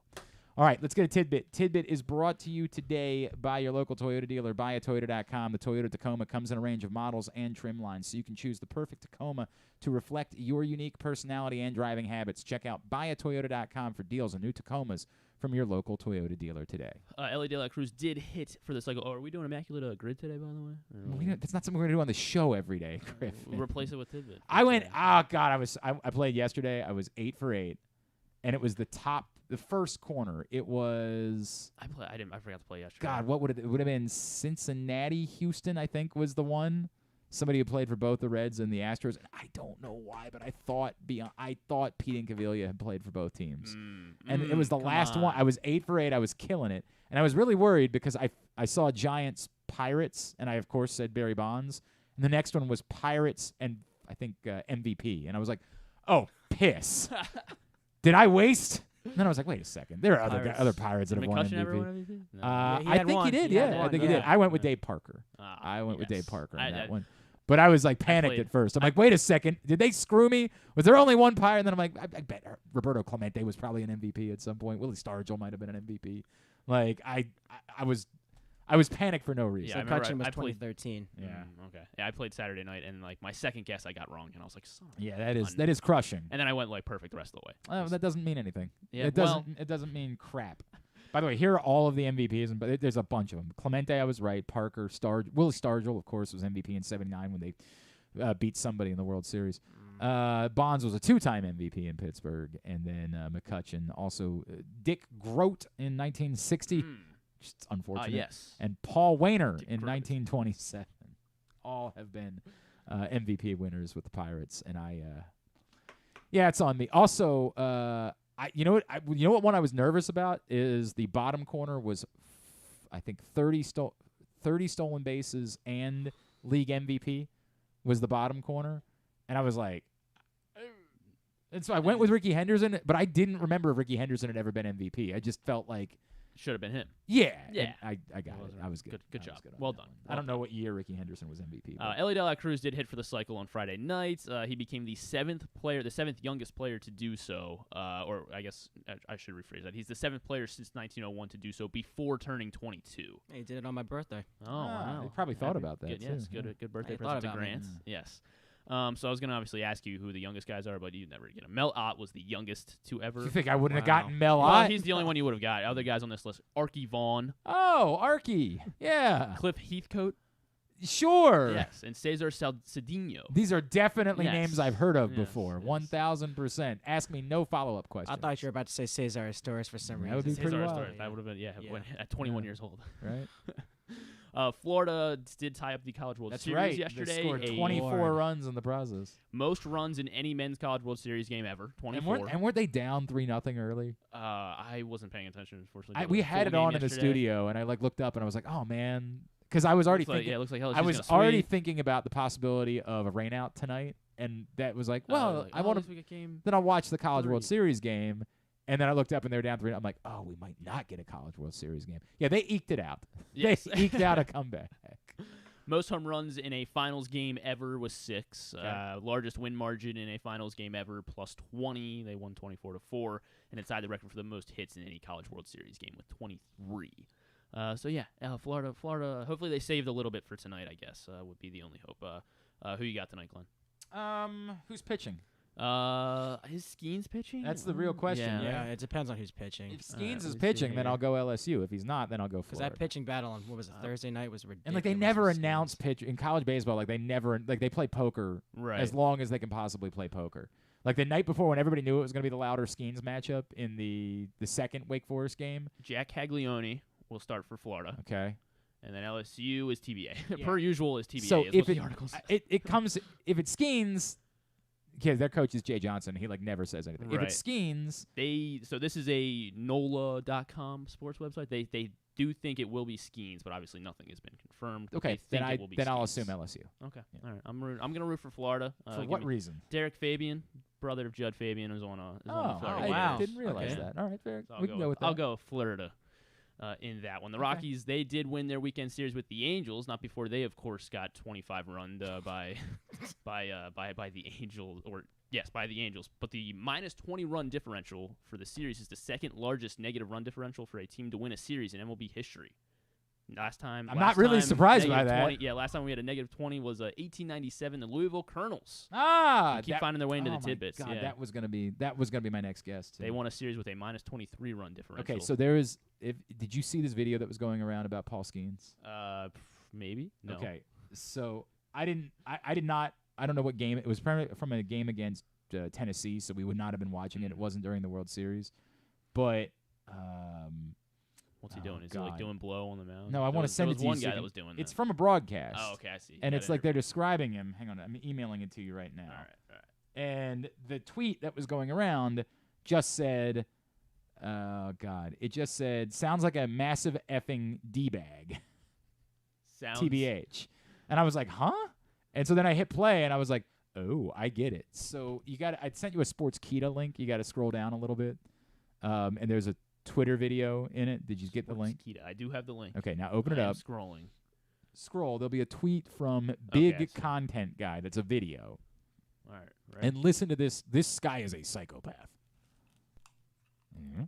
Maybe not here. Paul Skeens, Kate Velosa was sharing with us that Skeens goes around the locker room looking at teammates, pointing at him and saying, I outworked you, I outworked you, I outworked you. Pretty much every single day, Velosa told us. We said, well, is it like funny? And guys are laughing about it? He said, no, he's not joking. He works that hard. But it is still kind of funny. Yeah, like, it's funny, is it? Is it funny? Imagine just having some hardo walk around the clubhouse. Yeah, I wouldn't want that. Your teammate's the dude, and he just walks Better than around. you. I'm better than you. I work harder than you. I'll outwork you. Like, dude, you just want to punch the guy. Now, I get it. You're gonna get drafted high. I get it. For what it's worth, Thank he's really good. I'll take a really good psychopath on my team. Right. Like, culture matters. But winning matters more, and as we were talking about with Ryan O'Hearn, Well, the Nationals made it work with Scherzer, so there's plenty of psychopaths that have had lots of success in this sport. I'm not psychopath does not mean I can't have you on my team. He's really good, but dude, that's not when they're trying to force the issue. Well, that one became poisonous. Like that was a psychopath that you couldn't have on your team. He was a real psychopath. But like to a point. The amount of eye rolling that would be going on, the amount of if I was in a clubhouse with that dude, I'd just be, bro, get lost, man. Like I can't wait till you get drafted out of here. Yeah, but some psychopath, you need an amount of psychopath. I think more in football. Right. Like I think there's an appreciation for psychopath in football, like kind of like wide receivers in football. But that's that's a diva thing. Like I'm talking about wanting the football though. The hardo that loses his mind. Yeah, some people would say that Ray Lewis was this guy, right? Like I think that I will tell you. Where's Jameis Winston? I brought it up with a few guys when we were doing the 10th anniversary of the Super Bowl. But there was a game where Anquan Bolden, who was very reserved, he was not, but he just lost it. Like lost it. Put the fear of God. I want to say it was a Cincinnati game. They were struggling at the half, and he lit everyone up. I mean, I started getting messages about it the next day. Like, dude, we've never heard anything like this. Like, coaches were terrified of him. And, like, I got along with Anquan, so I was like, that's weird. Like, he's just not that guy. But I started talking to people about it, and they were like, we weren't mad about it. We probably deserved it. Like, we kind of needed that. Sometimes in football, you need that kind of hardo. You need someone, but in baseball, dude, like it's 162 games, man. Like, imagine somebody before one game just getting in your face, like, you working harder than me? I don't think so. You working harder than me? And they're probably like, you only pitch every 5th day. It's college. You only pitch every 7th day, right, dude. Bro, like Jesus. We got 1,000 games to play this season. You got to chill. You got to ease up. What is that? Again, not saying I wouldn't want to run my team. But you're probably right, though. LSU probably will win because that guy, Ty Floyd, had 17 strikeouts Saturday night. Oh, okay. And so he's going to be like, I got to beat that guy 100%. Right? 18's on them. Well, he broke Ben McDonald's record already. Correct, yes. Yeah, he broke Ben McDonald's record last week. Yeah, yes. I could see that. Mike Trout, Brendan Drury, and Matt Theis, they all hit back-to-back home runs on that 25-1 game on 3 straight pitches, by the way. Oh, I didn't know 3 straight that. pitches back-to-back off of the Rocky starter Chase Anderson. The last time a team I saw that hit 3 home runs on 3 straight pitches was the Yankees in September 2020. Good guys. Yeah. I like it when we can highlight the New York Yankees. But it was against the Blue Jays. They just don't get enough attention. So I'm glad the Blue that we Jays, can give them a also little. pitching Chase Anderson. Oh, how about that? Yeah, I remember that. I saw that. That was funny. Oh, boy. Mookie Betts hit another leadoff home run last night in the Dodgers game, his 8th of the season, which is far and away the most of this season. Next closest is Schwarber, who has 4 leadoff home runs. He also now has 44 career leadoff home runs, which ties him for 8th all-time with this Oriole. Brady Anderson. Brady Anderson, indeed. Can you name the top 7? I know Springer's one of them. Springer is, of second, course. 55, right? Correct. That is correct. George Springer. 55 Ricky. career leadoff. Yes, Ricky Henderson. Number 181 career. Is leadoff Brady home runs. on this list? He's tied with Mookie. So, but there's Brady Anderson? Yeah, that's what I'm saying. So, Yeah. but you wanted what? Top 7. So the guys ahead of No, Mookie and ahead of Brady. him. Thank you. That's what I was trying to figure Yes. out. All right, thank you. Altuve. Altuve is not on this list. Okay. Oh, wow. How about? Boy, these aren't guys that you think of as home run hitters, but I'll still say Ichiro. Not Ichiro. Ichiro he has 37. That's so a good he's guess, top though. 10. Craig Biggio. Craig Biggio is indeed in the top 7 here. He has 53 career leadoff home runs. I'll throw a Fourth. wild one out there. Is Jeter on the? Jeter is not on the list. Jeter He didn't lead off a lot. He has 29 leadoff. I always remember him as a leadoff. That's more than I would have thought. For what it's worth, that's yeah. more than I thought he would have had. Because when I started following ball, Jeter was always a Yeah. leadoff hitter. That's what I always. That was like the How tail about end of it. Jimmy Rollins? Oh, that's yeah. Jimmy Rollins is an excellent guess, and he is indeed 2 ahead of Mookie Betts. that's a good 46 one. leadoff home runs for Jimmy Rollins. I don't. You think of the classic leadoff hitters. I don't think it's Maury Wills. He just didn't hit home runs. I don't think it's Vince Coleman. Just wasn't a home run hitter. That's why I mean, didn't but say. hell, just throw those names out there and tell me. They're I'm not. Yeah, they're that's not. what I Yes, thought. they're not. That's what I thought. That's why I didn't say like Joe Morgan or something like that. But Joe Morgan was a home run hitter, but He's not. I wouldn't not think. Yeah. Altuve had 33, by the way, leadoff home runs. He's creeping in. Kenny Lofton, I don't think so. Not Kenny Lofton. Damn. Okay. Ian Kinsler. Ian Kinsler is in fact on Yeah, this in list. fact, 48. Now I'm thinking that we might have done this once upon. Not with you. I'm thinking I feel that like I might have. I don't know, okay. but yeah, it's a good list. I don't remember who the others are though. They both played for the Yankees. Oh man. At some point. Well, so did everybody else. Did he play for them? Jacoby Ellsbury. Not Jacoby Ellsbury. Brett Gardner. Not Brett Gardner. Did Johnny Damon hit leadoff at all? Or? That's good. No, that would have made not sense. Johnny Damon. One played for the also known for playing. One played for the Tigers. One played for the Curtis Cubs. Granderson's got to be one of them. Yeah, it's a good one. Curtis That's a Granderson, good one. 47 career Once you leadoff said home Tigers. runs. And you said the other one played for the Cubs. Yes. Soriano. Alfonso Soriano. Yeah. Third most. But you just don't leadoff think of home him as a runs. leadoff homer, Yeah. No. leadoff hitter, because he was very much a middle of the order hitter for most of his career. Right outside the top 7 or 8 that we did as well. Shin-Soo Choo, Ah, 36. okay. Leadoff home runs. Just a fun. I like that. Very good. Very good. All right. Tubular brought to you by PressBoxOnline.com/offers. Of course, right now we're offering new sports bettors the best sign-up bonuses and promos from the 7 legal online sports books in the state of Maryland. Go to PressBoxOnline.com/offers right now and get offers up to $150 in bonus bets from DraftKings after you place your first $10 bet, or up to $1,250 in bonus bets from Caesars. Time is limited to get the best offers from all of the legal sports books here in the state of Maryland. Go to PressBoxOnline.com/offers and sign up today. Again, we are hoping that there will be a baseball game tonight, but not feeling great about it. If there is, Reds-Orioles on Masson, Brandon Williamson, and Cole Irvin is the pitching matchup. As we mentioned, the other big thing tonight, Game 3 of the College World Series, the deciding Game 3 on ESPN between LSU and Florida. That's at 7 o'clock. If the Orioles don't play, enjoy maybe some of these other baseball games, like Masson 2's got Nationals-Mariners at 9:30. ESPN Plus is Brewers-Mets at 7. MLB Network Twins-Braves at 7. White Sox-Angels at 10.